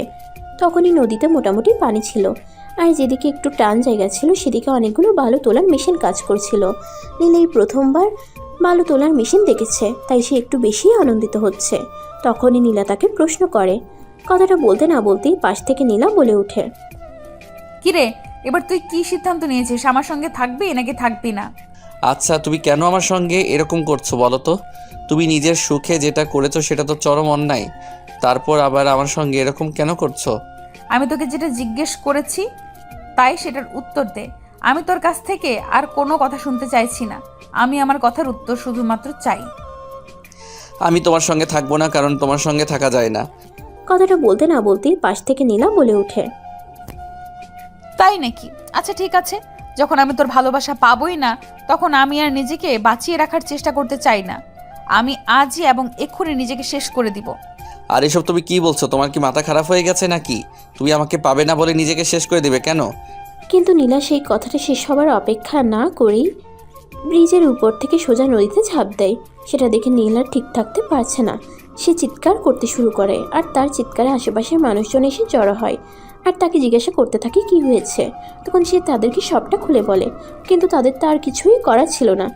সেখানে পানিতে মানুষ পড়েছে সেরকম কোনো চিহ্ন দেখা যাচ্ছে না। আর এদিকে নীল চিৎকার করে কাঁদতে কাঁদতে বলছে, নীলাপু, এটা তুমি কি করলে? আমি তোমাকে ভালোবাসি না এটা বলাতে তুমি নিজের জীবন দিয়ে দিলে। এখন আমি বাড়িতে ফিরবো কোন মুখে? সবাই তো আমাকে খুনি বলবে, আমি ইচ্ছা করে তোমাকে মেরে ফেলেছি। প্লিজ তুমি ফিরে এসো। কিন্তু এসব কিছু তো শুধুমাত্র ফাঁকা আর্তন। মাত্র নীলার কান পর্যন্ত সেই সব কথা পৌঁছাচ্ছে না, কারণ নীলা তো অনেকক্ষণ আগে সেখান থেকে ডুব দিয়ে নদীর কিনারে চলে গেছে। এদিকে নীল মাটিতে বসে বসে কান্না করছে, আর এদিকে নীলা মানুষজনের ভিড়ে দাঁড়িয়ে দাঁড়িয়ে সেই মজা দেখছে। নীলাকে ভেজা কাপড়ে দেখে ওখানে উপস্থিত সবাই তার পরিচয় জিজ্ঞাসা করে, আর তার কাপড় ভেজা কেন সেটা জিজ্ঞাসা করে। তখন নীলা সবাইকে চুপ থাকতে বলে, আর নীল কি করে না করে সেই সব কিছু দেখতে বলে। নীল তো এদিকে চিৎকার করেই চলেছে, নীলা প্লিজ তুমি একবার ফিরে এসো, আমি তোমাকে অ্যাকসেপ্ট করে নেব, আর কখনো তোমার সঙ্গে ওভাবে কথা বলবো না, কিন্তু তুমি আমাকে খুনি বানিয়ে দিও না। তখন নীলা নীলের মাথায় হাত রেখে পিছন থেকে বলতে থাকে, কি ব্যাপার খোকা, কি হয়েছে? তুমি এভাবে কাঁদছো কেন? আমার আপন চাচাতো বোন নীলা আপু আমাকে ভালোবাসতো, কিন্তু আমি অন্য একজনকে ভালোবাসতাম। সেই কারণে তার ভালোবাসা অ্যাকসেপ্ট করতে পারিনি, তাই সে নদীতে ঝাঁপ দিয়েছে। এখন আমি বাড়িতে ফিরবো কোন মুখে আপনি বলেন তো? পিছনে না তাকিয়ে নীল কথাগুলো বলছিল, তাই নীলাও তার পেছন থেকে বলতে থাকে, এত চিন্তা করার কিছুই নেই খোকা, তুমি যদি এতই কষ্ট পেয়ে থাকো তাহলে তোমার সঙ্গে তুমি আমাকে নিয়ে যেতে পারো। নীল তখনও কান্না করেই চলেছে, কিন্তু এই মেয়েটার এমন কথা শুনে তার মেজাজ একটু খারাপ হয়ে গেছে, তাই সে ধমক দিয়ে বলে, আপনি যাবেন এখান থেকে, আমি আছি আমার জ্বালায়, আর আপনি আসছেন মজা নিতে। আমি তোমার সাথে মজা করব কেন? আমি সিরিয়াসলি তোমার সঙ্গে যাব। তুমি যদি আমাকে নাও তোমার সঙ্গে যেতে আমার কোনো আপত্তি নেই। দেখুন, আমার কিন্তু এমনিতেই মেজাজ অনেক খারাপ হয়ে আছে। আপনি আমার সঙ্গে এসব ফাইজলামো মার্কা কথাবার্তা বলবেন না, দয়া করে এখান থেকে চলে যান। এই কথাটা বলতে বলতেই নীল পিছন ফিরে তাকায়, আর সেখানে নীলাকে দেখতে পেয়ে সে অনেকটা অবাক হয়ে যায়। তখনই সে সবার সামনেই নীলাকে জড়িয়ে ধরে তার কপালে একটা ভালোবাসার পরশ এঁকে দিয়ে বলতে থাকে, তুমি কেন করলে এরকমটা? তুমি জানো না আমি অনেক ভয় পাই। আমি কি করব সেটা তুই আমাকে বল। আমি তো তোকে অনেকবার আমার ভালোবাসার প্রস্তাব মেনে নেওয়ার কথা বলছিলাম, কিন্তু তুই তো কোনোভাবেই আমার ভালোবাসার প্রস্তাব মেনে নিচ্ছিলি না, তাই তো আমাকে এতটুকু নাটক করতে হলো। অতঃপর দুজন দুজনকে নিয়ে বাড়ি চলে আসে। আর বাড়িতে এসে নীলাদ্রি নানুকে সমস্ত ঘটনা খুলে বলে। আর সব কিছু শুনে তার নানু বলে, মিয়া বিবি রাজি তো কি করবে কাজী, কোনো সমস্যা নেই, তোরা দুজনে এখানেই থাক। আমি আগামীকালকেই তোদের বাবা মাকে এখানে আসতে বলছি, তারপর তোদের বিয়েটা মহা ধুমধাম করে সঙ্গে এখানেই হবে। অতঃপর পরের দিনই তাদের বাবা মা সেখানে আসে এবং খুব আনন্দের সঙ্গে তাদের বিয়েটা সুসম্পন্ন হয়। আর আজকে নীল আর নীলার বাসর রাত। তাদের ঘরটা তাদের নানু নিজের হাতে অনেক সুন্দর করে সাজিয়ে দিয়েছে, এমনকি যত নিয়ম রেখে সব কিছু সঠিকভাবেই পালন করা হয়েছে। নীলার নানু তাদের দুজনকে বাসর ঘর পর্যন্ত পৌঁছে দিয়ে তারপর সেখান থেকে চলে গেছে। তখনই দরজাটা বন্ধ করে দিয়ে নীলকে নিয়ে রুমের মধ্যে চলে আসে। এখন আর এত তাড়াতাড়ি দরজা বন্ধ করার কি আছে? যা করার তো আগেই করে নিয়েছো, এখন আর কি করবে? এই চুপ, একদম কথা বলবে না। আগে আমি তোমাকে বিয়ে করব, আগে আমি তোমার বিয়ে করাবো। ছিলাম না আগে, যেটা করেছি সেটা অন্যায়। আর এখন তুমি সম্পূর্ণরূপে আমার, তাই আমি তোমাকে আমার মতো করে কাছে টেনে নেব। কথাটা বলতে বলতে একে অপরের কাছে আসতে শুরু করে আর তারপর ভালোবাসার মহাসমুদ্রে ডুব দিতে থাকে। যাই হোক ভিউয়ার্স, গল্পটা এই পর্যন্তই ছিল। কেমন হয়েছে কমেন্ট জানাতে ভুলবেন না। আর পরবর্তী ভালোবাসার রোমান্টিক গল্প পেতে চাইলে অবশ্যই কমেন্টে জানিয়ে দেবেন। আল্লাহ হাফেজ।